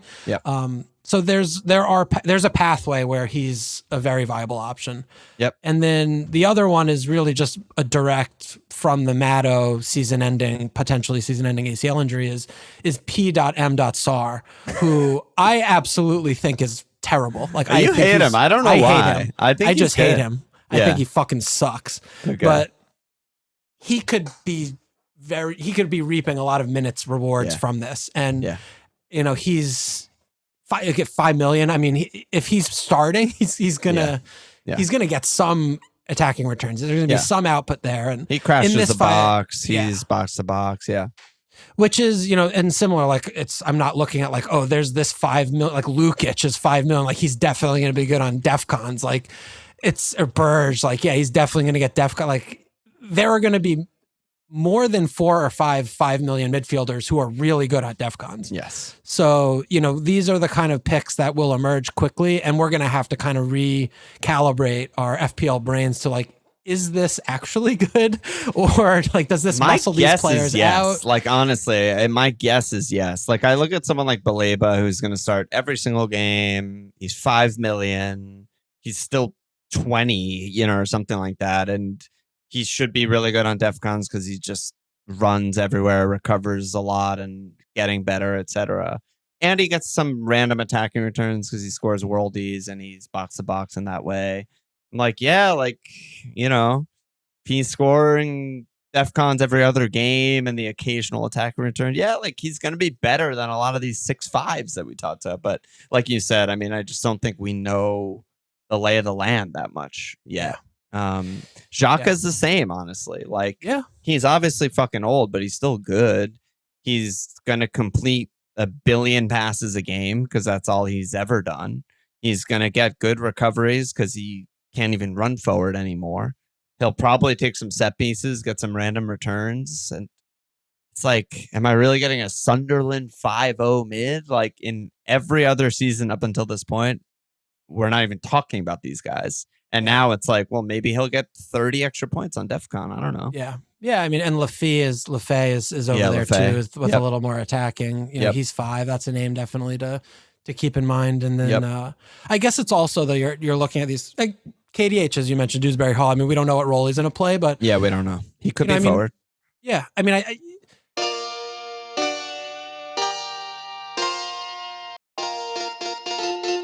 it's a difficult thing because it's like the ideal is the player that somewhat reasonably gets the DefCon bonus and they have attacking threat. Yeah, which is rare. So, and we don't know, like these are more 8 type players, like guys who operate a lot of the time in the midfield area of the pitch to do the DefConning, and they have the freedom to, you know, make the forays into the box sometimes during the game so that they can trickle in, you know, 10-ish attacking returns. There might be 1 or 2 of these names in the 5 million bracket. You know, that's definitely possible. I think it could be a Bournemouth guy, but they have 4 midfielders for 2 spots. So good luck, right? I mean, like if Scott is all of a sudden nailed, I mean, he could do that. If Adams is nailed and the other guy gets more forward, he could do that, Christie or Cook. But right now, it's probably just Christie and Cook running it back again because they have 4 midfielders for 2 spots. So I don't know what the hell to make of that. Yeah, that's reasonable.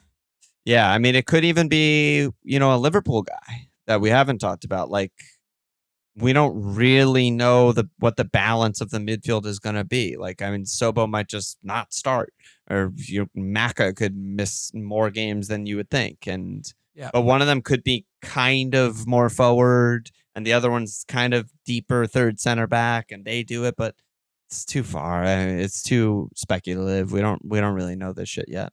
Yeah. And then, you know, just real quick, 4 or 5 mids. I mean, the only couple names I really have any ideas. We had Josh King at Fulham, signed a new deal, played a few minutes last year, young guy, not the one that you're thinking of initially. Might get some minutes, probably more like sub appearances. Maybe there's a guy on a promoted side that steps forward. I like Miley a little bit on Newcastle.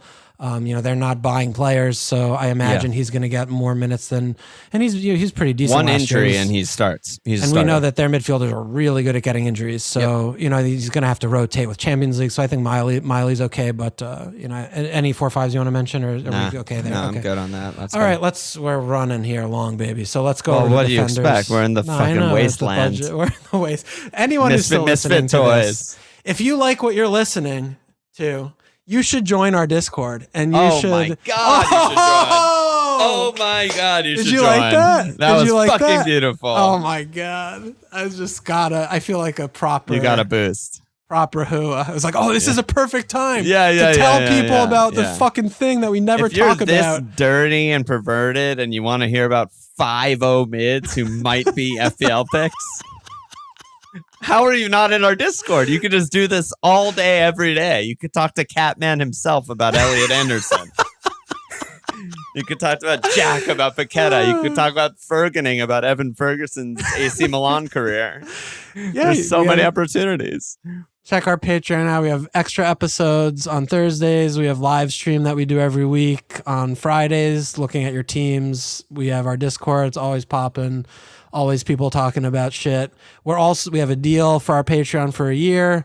We also are adding in, if you're not sure if you're interested in the Discord situation, a little teaser where you can just check out one of the channels for free, just to look at and to read. You can't participate for free because we're capitalist pigs.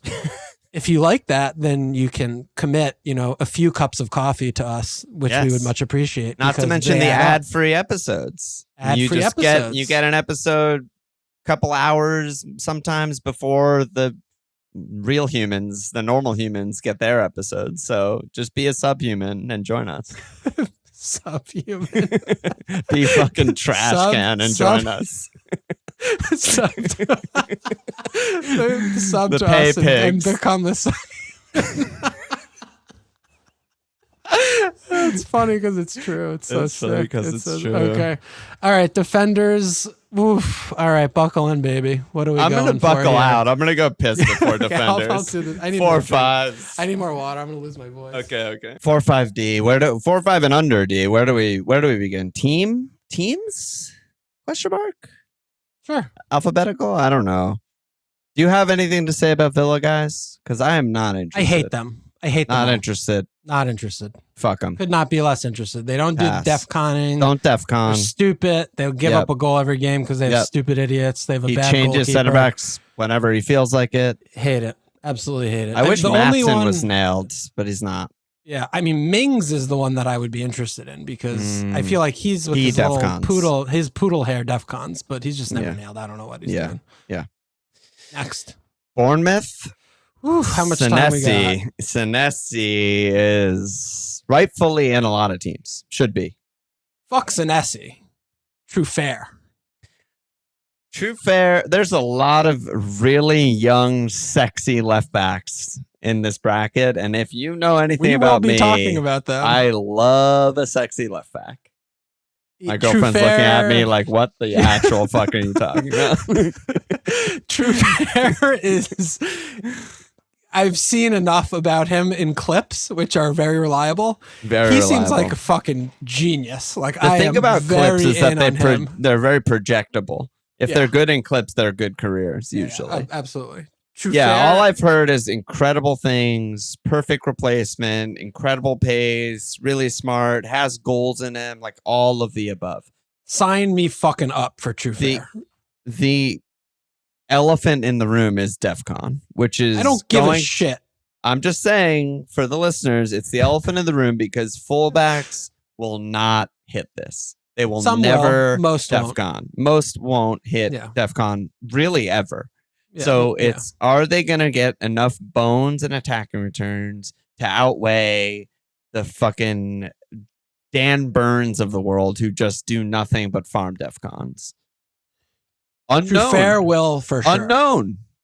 True Fair will certainly do that. He might. I mean, I've probably seen a lot of the same clips that you've seen. I love him, man. I'm in really love with this guy. I love him. Really good. Yeah. Senesi, though, very adequate, more safe pick. I mean, people forget he had that season 2 years ago where he was just fucking donging every game. He was amazing. I don't know why he's 4-5 and not 5 if they put Zab at 5. The Zab future in question is very concerning. Very concerning because they also, they're just losing their back line. They have a new keeper, at least one new center back. Right back is still fucking Adam Smith, or is it Araujo or whatever? 4 million Araujo. Yeah, it might be. Could be. Could be that he could be the best 4 million defender in the game. Possible. Could be James fucking Hill. They haven't bought a replacement center back. Terrible. Yeah, I don't believe that. But Adam Smith, I mean, there's just got to be a time when it's like, okay, enough of this. Yeah. So, long story short, we love Bournemouth. We love Areola. Yes, they're losing a lot of guys, but they're a really smart, good team, and I think they will continue to be a good team. Even there might be some growing pains. Wouldn't be surprising at all if they don't start that well. But yeah, I love True Fair. I love True Fair. I love Senesi too. I really do. Like everyone was like jizzing about how many house and DefCons he got last year, right? I think he led all defenders. I think he got even more than Tarko on a per game level, but I don't think that's a Howson thing. I think that's how Bournemouth set up type of thing. I actually don't think Howson's that good a defender. He makes a lot of fucking mistakes. Yeah. I think Madrid fans will find that out really soon. But I think just the way they play, Bournemouth gets a lot of interceptions and blocks and whatever the hell because they play so chaotically. So I think whoever's playing center back for them will be good on DefCon. So I think Senesi is a phenomenal pick. Yeah, very, very good pick. So 2 really good picks here. Yeah. Do you think we should do keeper also since we're just here? Yeah, let's just. What if we just do the 4-5 keeper while we do the 4-5 defenders? Do it together. Yeah, Petrovic, love him. He's my favorite one. He's my favorite 4-5 goalkeeper. Great pick. The only no team competition. Only team that I believe has in the team that as much as I do and is with Petrovic. So I like Petrovic. Yeah. Completely agree. That's why I wanted to bring it up because I just see his name there. Yeah, sure. All right, Brenham. Yeah, Brenham. Yeah, I mean, we don't know who the other center back is. We do know who the right back is. We don't know who the left back is. I mean, I like Kelleher, and I really do think he's a top half worthy keeper. He's very good. He's better than Petrovic at goalkeeping. I've watched him play more than everyone because of the Liverpool stuff. And Coyote, I love. He was great for me last season. He's passes every eye test imaginable with flying colors. But losing Norgard, losing Frey, there's too much of a shakeup for me to feel good about this team keeping cleans. I do not feel that way. And we don't even know if Andrews is a Irish fraud or an Irish genius yet. So we'll find out. Yeah. I mean, Yarmouk is going to probably be good. Hendo, I think, is a really shrewd and a really nice addition when he's not going to have to play 38 games. Like, he'll drop him in instances, and he knows obviously what he's doing and how to organize. Future tracksuit manager potential there too. Yeah. I mean, I'm kind of coming a little bit full circle around on Brenham, where I was so down on them earlier of like full avoid, stay away. Like, I want nothing to do with them, to like, they're probably just going to be fine. Like, I agree. I think that's the most likely, but I think the double pivot way of saying this is like we're stacking ifs. Our version of that is we're telling each other stories. Yeah. There's just a lot of like, okay, yes, if Thiago is actually donging, and if Shada can replicate last year, and if Carvalho's good, and if defensive midfield's going to be fine without Norgard, and, you know, if this guy knows how to manage and all these things. And I agree, the most likely scenario is they don't go down and they're like somewhere between 17th and 14th. I definitely think there's a chance. Yeah. But I think there's an equal chance that any of those things I just mentioned don't happen. And there's a little bit of a disaster. I think there's a 0% chance of them going down. I mean, you also look at the quality of the player is a little bit overwhelming to me when you're looking at who they're being compared to. Like, Collins and Vandenberg, great pairing. Like, Kelleher, best goalkeeper outside of the top six, probably. Like, they have players that are just going to do because of how good they. It's like, even if there's some ifs, like, I'm like, I like Coyote. Like I mean, Rico Henry's back. It seems like his legs work again. I mean, they have a collection of a lot of players. So even if there's fail cases for a few of them, in the way that they're run, like it's just so competent. It is, but it's the goals is the most in flux thing. Sure. With losing Bumo and I assume losing Wissa, where, you know, they might just have a hard time scoring goals. I don't know. Yeah. I mean, they're bookies odds, they're fourth most likely to go down, but the next team after the three promoted size. Yeah, I'm just saying that's the objective view of like their salary, their current squad, new manager who's never managed any team in his life. You know, so yeah, no, that's fair. But I'm saying all this to say, Kelleher's good. Kelleher's good. He's like the 4 or 5 of choice. I think probably because people just know his name and know he's really good. But I mean, he's in 33%, 31% of squads as of right now, which is an insane number. I think he's fine. High. Like I still think he's fine. Totally good. Totally good. I think Coyote's fine. I think Vandenberg's fine. Like, I mean, I think these are names that can very comfortably live in this realm of the world. I'm a little worried about Vandenberg just because it's a new manager, new allegiances. Like, Ayer could start, Pinnock could start. A center back. That's fair. So that's fair. There's a little bit of worry there for me. That's fair. It's just hard. You know, they spent 30 on him last year. It's hard to imagine that one of these old guys going to play over him, but it's possible. Yeah. All right, Branham. I'm a little bit confused on Branham, honestly. Me too. Okay, Brighton. Talk about confused. I mean, Bart is fine. I don't know. Bart's fine. He's fine. He'll do the same thing as he did last year, which is not good, to be honest. 100 points. Can you make a case that they take a step forward defensively, like with second-year manager baby fraud? Like, is there a reasonable position there that like they just improve this unit? I mean, yes, because I think one thing he did show last year is like after they get fucked 7-0 by Nottingham Forest, he made some changes, right? Like he was like, all right, we're not gonna completely sell out all the time. I think one of these young guys could step up and be better than Dunk. That wouldn't be shocking. They had a ton of injuries last year, even though they have a 55-person squad. They still had a ton of injuries last year. Specifically to defense. defense and midfield, like Weaver and shit like that, who could just be like fine and, be a better pairing with Baleba, or, maybe Iari's that guy this year. I don't know, whoever. But it's not a strong case. It's really not a strong case. I still expect them to mostly sell out for attack and see that as their way home. So no, I guess would be my answer. Just a very flimsy case, I think. I mean, and the one thing about that is it does entice me more on Bart than anything, because those are the kind of teams that like he can just save them to keep a clean in some games and get saves and max bones type thing.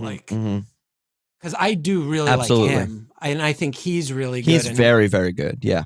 Yeah, I can imagine him. And last year was also, I mean, like he can take a step forward this year, I think. And he's like 21 or something. Yeah. So I do like Bart. Like Bart's been another 4-5 with Petrovic that I'm like, those are the two I've sort of been waffling between. Yeah. De Kuiper is also interesting. Another new guy. He's the guy I was thinking of when I was like, there's a lot of sexy ass left backs here. Well, he's on the list. There's on the list. 4. Yeah, there's about 4. We're going to come across all of them. I'm just still so terrified of the baby man and picking the players. Like, I don't know what he's going to do. He could be obviously the best option and start half the games. And not play. He literally does that that's all he did last week.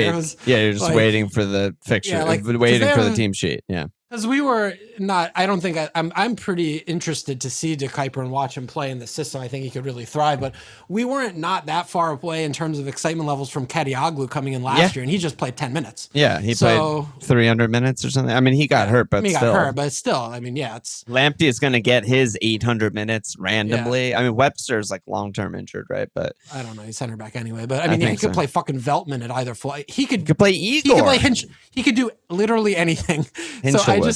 I know that Bart's playing. I don't know. I'm like, Van Heck is a very reliable 4-5 defender. If you actually do believe that they're going to be better, like he should also, do the DefCon. He's sort of trying to leave. Also, I'd be scared of that. He didn't re-sign. They offered him a new long-term deal, and he said no. He's not an idiot. He wants to get paid. He doesn't want to get paid. So he's probably on the block, and some team will buy him. Maybe called Liverpool. I wouldn't be shocked. How many years left does he have? He's got to have more than 1-2 years, right? I don't know off the top of my head. 1 or 2, not more than that. So someone's gonna buy him soon because he's really fucking good. Okay. I don't feel confident ever in a Brighton clean. Yeah, I don't remember them even keeping cleans, but they did. Keep cleans like on Monday night when no one's watching. When no one's watching. Yeah. That's what they do. It's ridiculous. And they also they kept cleans, which I guess is a good thing, but last year they kept cleans in all the games you thought they would. Other than Chelsea, who arguably you could say you thought they would anyway. It's Ipswich, Southampton, Everton, Brentford, Wolves, and then the 2 surprising ones are Chelsea and Newcastle. But it's like the games you want them to keep it clean, they were pretty good. Yeah. All right. I mean, that's enough on them. We'll roll to Burnley next. Yeah. I mean, I was happy and also upset because there was one Brighton player that was nailed in my 15 was my boy Carl Rushworth, but Dubravka to Burnley, $4 million. Dubravka, yeah. He finds a way every year to be in our team. Finds a way every year, man. And I guess he's better than Max Weiss, who they bought from Bundesliga 2.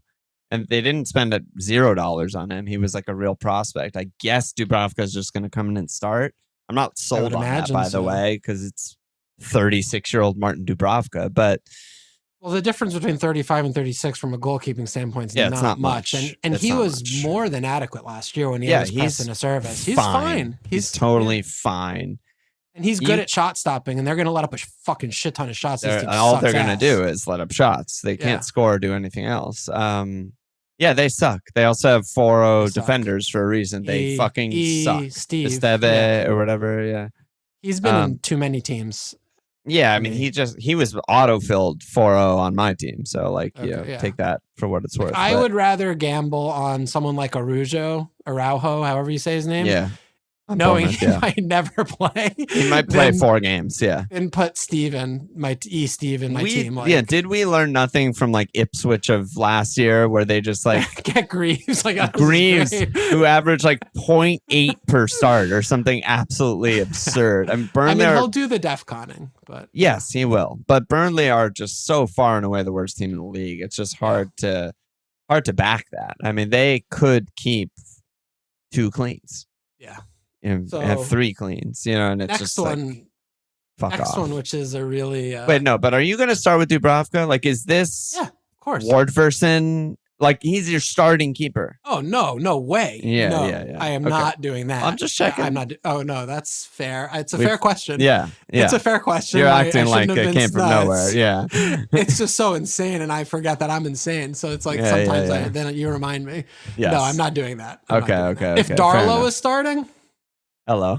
Then we would maybe be having that conversation. But no, I'm just gonna throw him in as the backup and spend 8.5 like a regular person. And then we'll all get rid of him when he's 3-8 and they're the worst team in the imaginable. And Max Weiss is starting. Yeah, maybe I'll post sacking. Chelsea just lost Colwell for like the year, so the season ACL. What do we got? We got a smattering of 4 5s. Yeah. Sadly, Hato's 5 because I'm pretty confident that he will be the left center back soon, if not immediately. It'll be him. I think it's him. He's the left footer. They bought him to be this tweener guy on that side. He's like perfect for the role. I expect it to be him eventually, maybe not out the gate because he just got there and they have no preseason, which is also interesting. But no information. Yeah, no information. But yeah, like right-sided center back. I mean, Fofana hasn't played in games. Chalobah, I thought was good for them last year. I mean, they still have Tosin, Badiashile. It's just too messy. They have so many guys. They have youth guys who have played more recently than Fofana. It's a mess. Yeah, so Fofana eventually, perhaps. Eventually, keep your eye on him.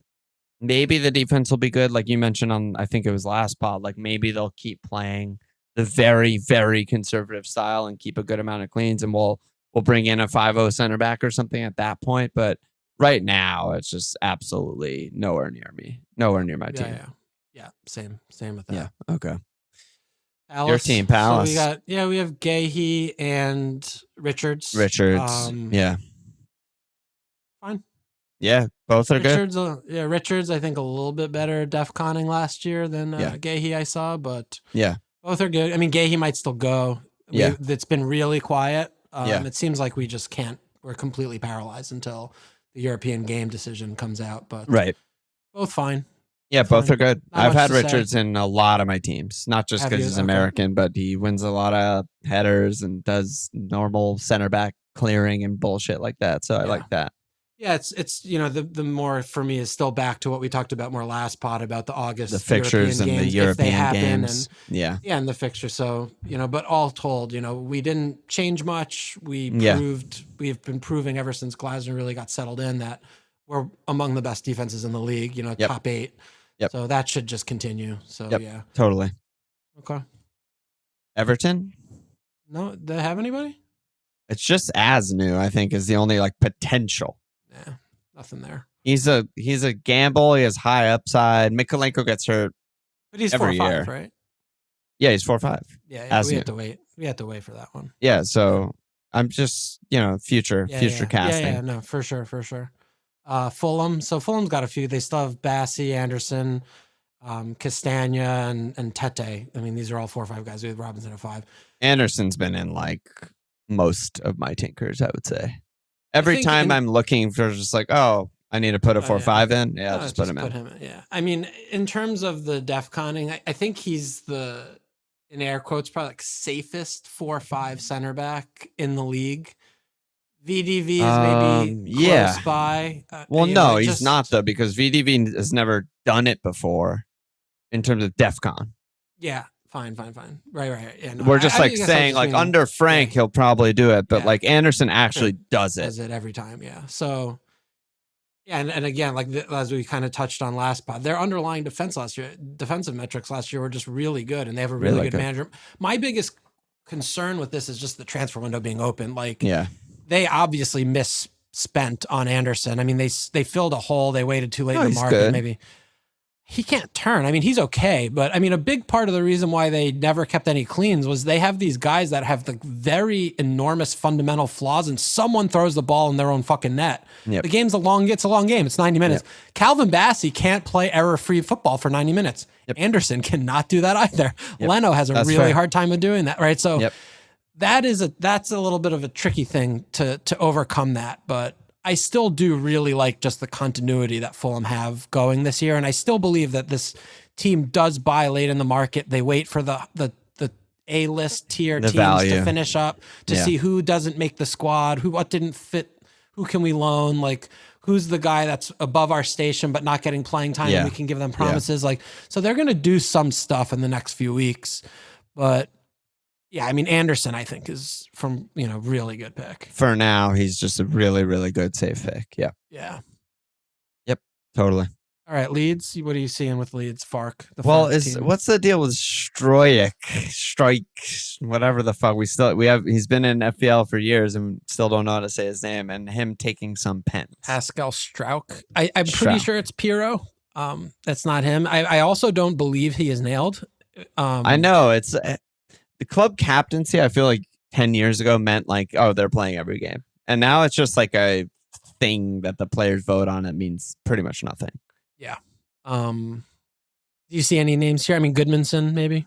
Maybe. Yeah, if he's starting left back. But overall, I'm going to try and not get promoted defenders who are bad. All going to be bad. Like the most attacking defender last year from the promoted size is Leif Davis. And we covered that, I think, on the postmortem and his like 1 point per game or whatever the hell he did.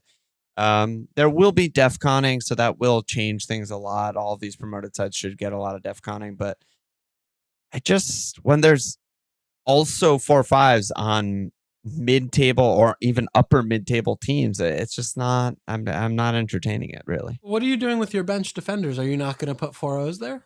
Yeah, I'll probably have like one or something, one or two. Yeah. Okay. I don't know who. Yeah. And they got Perry in, who's wasn't cheap and looks like he's immediately straight in starting. So the Darlow he's supposed to be good. Is gone. Yeah. I mean, Goodmanson is a bit attacking, and Radon was played every game last year. It looks like he's going to keep his place, so he should be DefConning if you're looking there. But I don't know. Out of the 4-0s, who's the most nailed? Because I think it's Esteve or whatever, however you say his name. Steve, definitely. And I think that's why he's rightfully the one in teams, because he's going to be last on your bench every week. You just don't want an actual zero, which I just think these fullbacks could be. They could just lose their spot, not start, whatever. I almost think of it from like the other standpoint where that's not what I want. Like, because I never want to start the player, but what if this player emerges? Like, what if Araujo is starting? Then it's like, oh, I have someone that I don't need to use a transfer on, and I can just put him straight in. What if Barco doesn't get transferred to Spain? That's what we're talking about here. Fine. I mean, he might not get transferred to Spain, and then he's Barco. He's on set pieces. Yeah. Oh my God. What if Alex Moreno overtakes Dean and Maatsen and is just the starting left back on Aston Villa? Yeah, he's going to Spain for sure. So Man United. Yeah. Dorgu, baby. I mean, we were high on him last year before DefCon was, he scored and assisted in the same game in preseason. Huge stonks. I still like Dorgu. I'm still excited to watch him and watch him wing back. I mean, always have been. Yeah, we have 4 or 5 wing backs in the game, and we're saying like these aren't good picks anymore because I want to get my DefCons. Like I'm not. But that might be right. That's the thing. I'm not about that though. I know it's not fun. I'm not about it. Like I don't want any part of it. I want these guys. Like I want to see true fair. Well, can Dorgu make up for 30 DefCon points with attacking returns? Yeah, I'll score 7 goals. I don't think it's possible.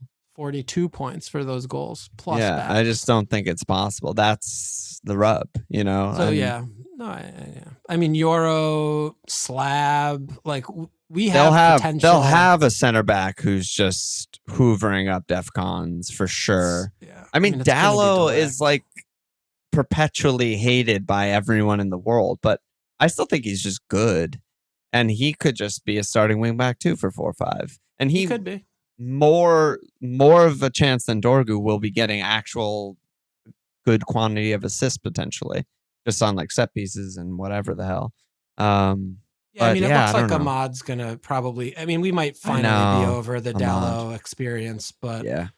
I mean, it's likely, you know, they have Maz and Delict are nailed for 2 of them. Then they still have Lissandro and Slab and Yoro. Like, I mean, I don't know. Lissandro's still hurt, I think. Or Is he? hasn't like he's so played preseason at least. Okay, I good. think. I mean, hopefully he never comes back. But yeah, I mean, there's a world for Dallo. But I don't know. I like Dorgo. He's young. He's powerful. I just really like him. That's the types of guys that we love. Yeah. Is him. Yep. Absolutely to a T. Yeah, no. And he's gonna always be like an eye test guy too, right? Because he's always gonna be in the final third and be really far forward. He's really fucking fast too. So yeah. Yeah. I hear you. Yeah, man. There's something here. There's something there. I just don't know if he has the quality, I guess, is the big difference between, not that I've ever fucking watched True Fair play, but what everyone says about like True Fair and De Kuiper is like incredible delivery, good passer. Never heard anyone say any of these things about Dorgu. Everyone just talks about how fast he is and stuff. Yeah. I mean, he might be that type of player where he runs down, like, and then he gets in the third and he has to deliver, and it's like a flat ball to nobody, like Navas or something. But I will be happy to pay to find out. Yeah, pay the price. Yeah. Because if you're right, then you feel like a god, and if you're wrong, then you literally will never have owned him ever. Yep. For the rest of your life. Right. I don't know if I want to live in that world. Yep, that's true. Yeah. Got to buy a ticket or whatever. Okay. There's no one on Newcastle or Forest, right? Yeah, no. I've seen a couple whispers that Forest could try playing a 3 at the back. Yeah, I want to just backtrack one moment and just say Haven's name at Man United. He's a 4-0. Oh, yeah, Heaven, yeah. Is it Haven? I always say Heaven. Heaven, I don't know. You take me too.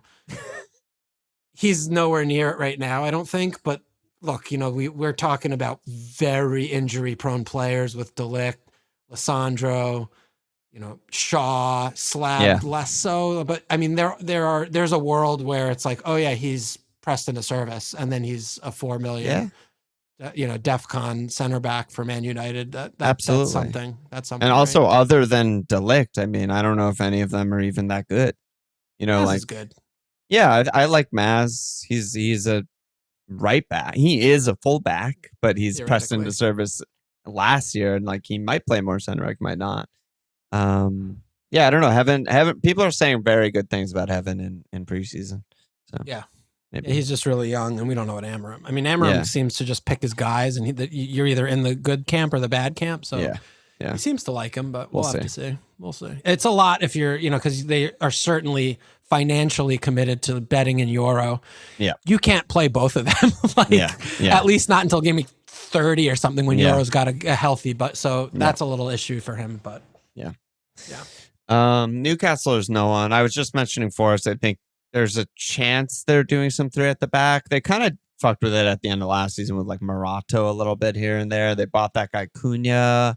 There could be, if there's a 4-5 that emerges on Forest, he's the best defender in the game immediately because of how they play and the DefConning and the clean potential. But right now, there's no one.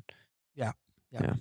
So what do you see on Spurs? We've got Danzo. I kind of don't get why everyone's on Van de Ven. Well, do you know who they play first week? Yeah. And then... Do we need to say any more? Is that it? It's just the home Burnley? That's why. I mean, why the fuck is 1B in 40% of teams? That's a good. Big reason. He's good, and they play fucking, you know, Sunderland first. Yeah. Like, that's a huge bias that we have. Like, we want to have a good thing first, and we don't give a shit that they play City next. A full season of getting attacking returns and being exciting in the box. And DefConning. Yeah, and a full season of Van de Ven is 1,000 minutes of not DefConning. That's all we know about him. It might be the first 1,000 minutes, though, and then you're flying. Yeah, right. You might own him for the first 1,000 minutes, and he might out of nowhere be DefConning, but there's no evidence of this. Yeah, I mean, I do get it. I mean, we talked about the Polina transfer in. Like, the team might be just better defensively. Yeah. So, I mean, that could be enough to, buoy him up. Like, I mean, is he auto DefConning? I mean, we don't know, but 4-5, again, it's not like we have all of these insanely good options with no issues. Like, tell me Frank organizes, and, I think he's still a good pick. And they do have pretty good fixtures, He's never been remotely close to DefCon, even when he was on Wolfsburg. So the one it's thing not about just that, like an Ange thing. Yeah. I mean, the one thing about that, I think that, I'm glad you mentioned that, because I had this thought the other day and I would have forgotten it, but we are used to rotating defenders, and it's possible, like Van de Ven, he might be good on bonus points, bad on DefCons when they clean. If you're getting 2 or 3 bonus points and not DefConning, like you're doing okay, right? Yeah. So you're maybe rotating non-DefCon players like we used to, and then you still have those, you're chasing clean sheets or attacking returns, and you're not just blamming Anderson every game week, no matter if they're playing Arsenal or Sunderland or Palace. Yeah. So, I mean, you can, if that's what occurs, where you're like, all right, Van de Ven, and we don't know if there's going to be an overlapping player where they're DefConning in all the game or most of the games and good on bonus points and clean sheets, or if those are kind of going to mutually exclude each other, and the other center back not DefConning is doing that shot. Like, we'll have to see how that kind of comes out in the wash. I think there will be some though, right? Because like that's the thing with CBIs, it's always been a part of bonus too. So it's like all of a sudden you're doubling up on that. Yeah, which if that's the case, then it makes it even more egregious and obvious to have these players in your team every week, right? Yeah. Because then you're essentially looking at these cleans are almost like 4 extra points if you're getting at least 2 bonus points, 3 bonus points if you're the best DefConner in this defense, So we'll have to see how that goes and again recalibrate. Yeah. But I mean, you it sounds like you haven't been with VDV much. No, I mean, if I'm paying 4 or 5 for a center back who I think might have upside of cleans, which is how I would classify Spurs, I want DefCon because I know that there's at least a floor there. Gotcha. Spurs could keep 7 cleans and he gets no DefCon points, and it would just be like, that's an improvement, by the way. But they cleaned Burnley game week 1, so fuck you. So I'm in the hole already. Yeah, I'm in a hole already. You're in a hole. You're right, and in a hole. Bench boost 1, he's the most nailed thing of life. Maybe 18% of the population's bench boosting 1, and that's everyone who owns him. That could be. Sunderland, I think they only have really one name. They have Rain Dildo. Wait, hold on. I have a question for you also. Because sorry, go for it. Why am I seeing all these Discord teams with Kinski? What's going on there with the keeper? Yeah, I don't know. There's been some murmurings that, the manager doesn't like Vicario much. Who does? Kinski can play with his feet. Vicario doesn't do much well. I mean, he does one thing well. Shot stopping. That's it. And, Frank doesn't give that much of a shit if about it. He likes Flecken. He doesn't value shot stopping. Yeah. Does not give a fuck. Yeah. So, I mean, Vicario cannot claim and is a complete unmitigated liability disaster on set pieces. Yeah. And he can't play with his feet. So from what I've read, I mean, I have not seen, I don't know what Kinski looks like. I couldn't pick him out of a lineup. Nope. He can play with his feet, and you cannot show me a goalkeeper in the division that's, worse than Vicario at claiming on set pieces. Yeah. So, I mean, Lorius is gone. So that's what I've been seeing. I still don't imagine he's rolling in here and bombing out. They're like big buy last year that's goalie what I'm confused about. That's surprising. That would be surprising. I think it might be like a midterm play where it's like, all right, I'm going to let him hang himself in the first couple months because I don't want to lose the locker room. Yeah. Which I would imagine is probably more. I think that's more likely, yeah. Yeah, so maybe that's going to happen, but it's very speculative, and I don't know why Kinski's in teams. I assume everyone will eventually just go to Dubravka anyway, and it won't even be relevant. But in the last 2 weeks, there's been a lot of Kinski, and I'm just like, what are we doing? Yeah. So I think that more hopium, as the kids say. Hopium and copium. They're hopiing. They're coping for hopium. So Sunderland, sorry, what you were saying, what? Reynildo. Yeah, he's a 4-0. He might, he's coming over from Spain. He might be in. It's just Sunderland. I mean, I don't know there's nothing here.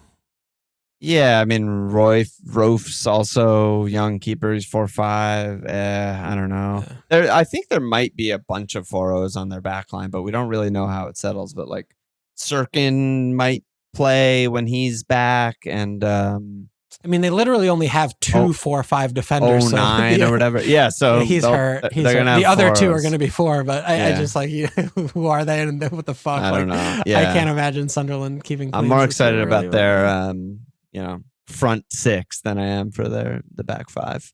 Yeah. 2 more. Yeah. Whew, God, I'm fucking sweating my ass off. Western Hammers. Yeah. So aforementioned Juan B in 31% of teams. At the other side of the other guy, El Hadji. El Hadji Jeff.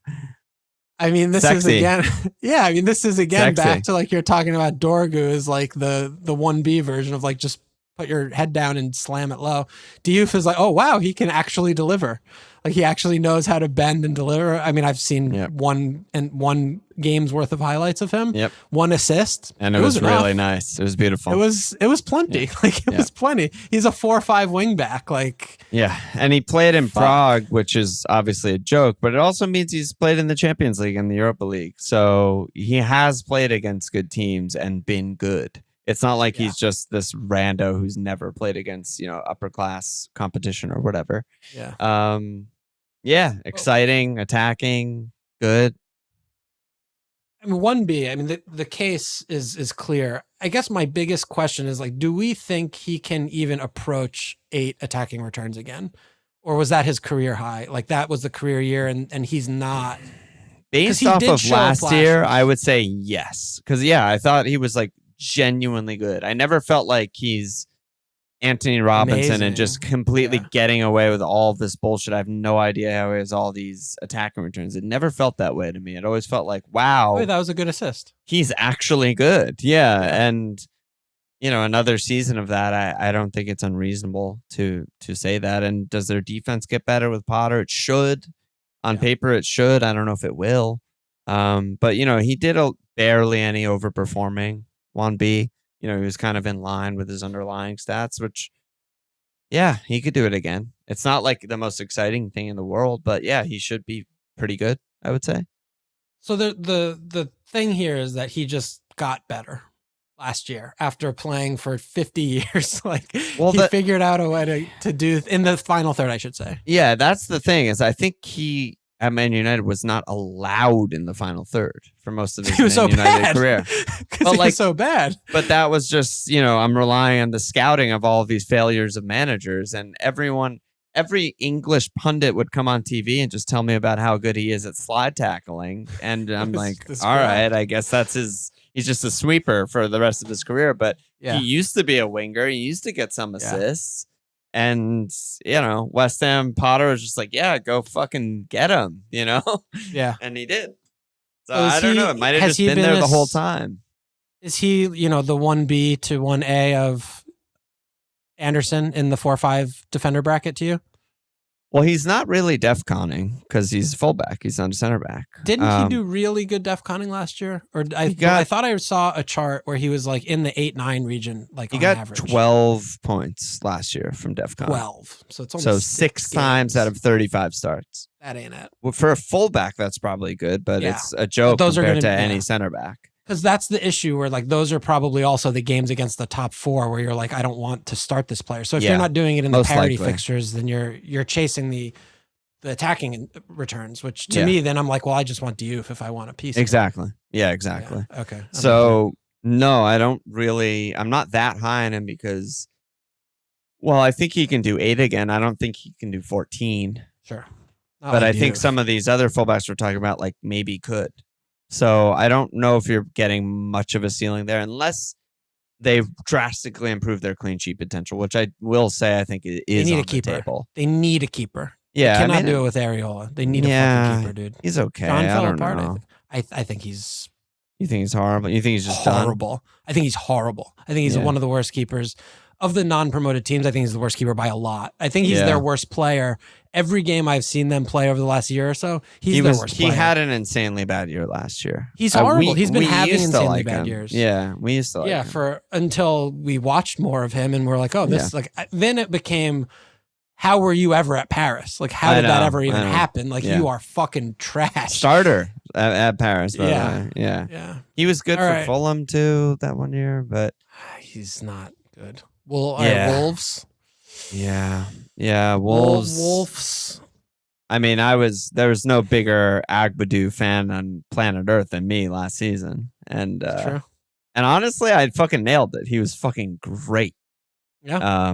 And part of the reason they stayed up and solidified and got good, along with the manager, of course. DefCon machine also. Yeah, I mean, I should be looking at their fixtures probably more because they start with home city, which is very not appealing. But I mean, we talked about their fixtures earlier. Yeah, it's a bad run. There's a bad run initially, and then it gets a little better. So maybe that's one, if you're wildcarding in that region, you can maybe pop them in. But I mean, Hoover is also I mean, I just don't think he's good. I mean, I started with him before a couple of years ago, and then I think they got rid of him. They loaned him out when he was in my team. I remember that it didn't go well. Didn't go well. So I'm not too sure I want to like revisit that experience, but I mean, he's been playing right wing back. Yeah. All preseason, and he's $4 million. Yep. They got rid of what's his name? Semedo's gone. Yeah, I mean, they just bought Wolf, who's going to be the left wing back. Actual name Wolf with an E at the end, which is ridiculous. Yeah, it's just so good, but it's what's happening. I mean, they could look. I mean, Man United put Ahmad. You could put fucking anybody at right wing back for all I give a shit. So I mean, you could tell me that one of these midfielders is going to play right wing back. Put Arias at right wing back, and it'll be totally fine. It would be harsh on Arias, but yes, you could do that. Fabio Silva, maybe. But I think Hoover's worth just still monitoring, because I mean, there is a shot that he's just playing wing back and he's $4 million, and that's worth more than any of the promoted guys, because Wolves are not that bad, and four is very good. It's just the transfer window being open is the thing. Like, yeah, that's the thing. So yeah. But someone could like it. It doesn't make sense to me that someone like Agbadou is 0.3% owned, like, which basically means zero.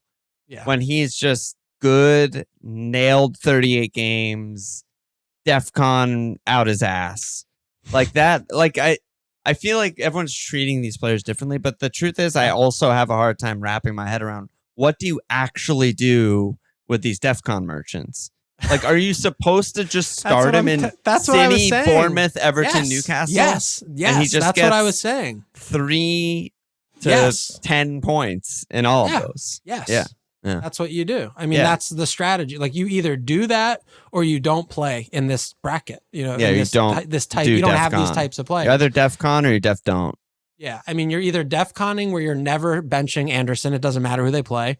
Or you're not DefConning and you're rotating True Fair because you're fucking sicko attacking fixtures. Like me. Yeah. Like, that's what I want to do. Make you fucking have a bad season.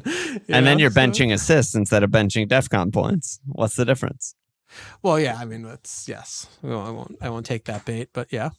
Yeah.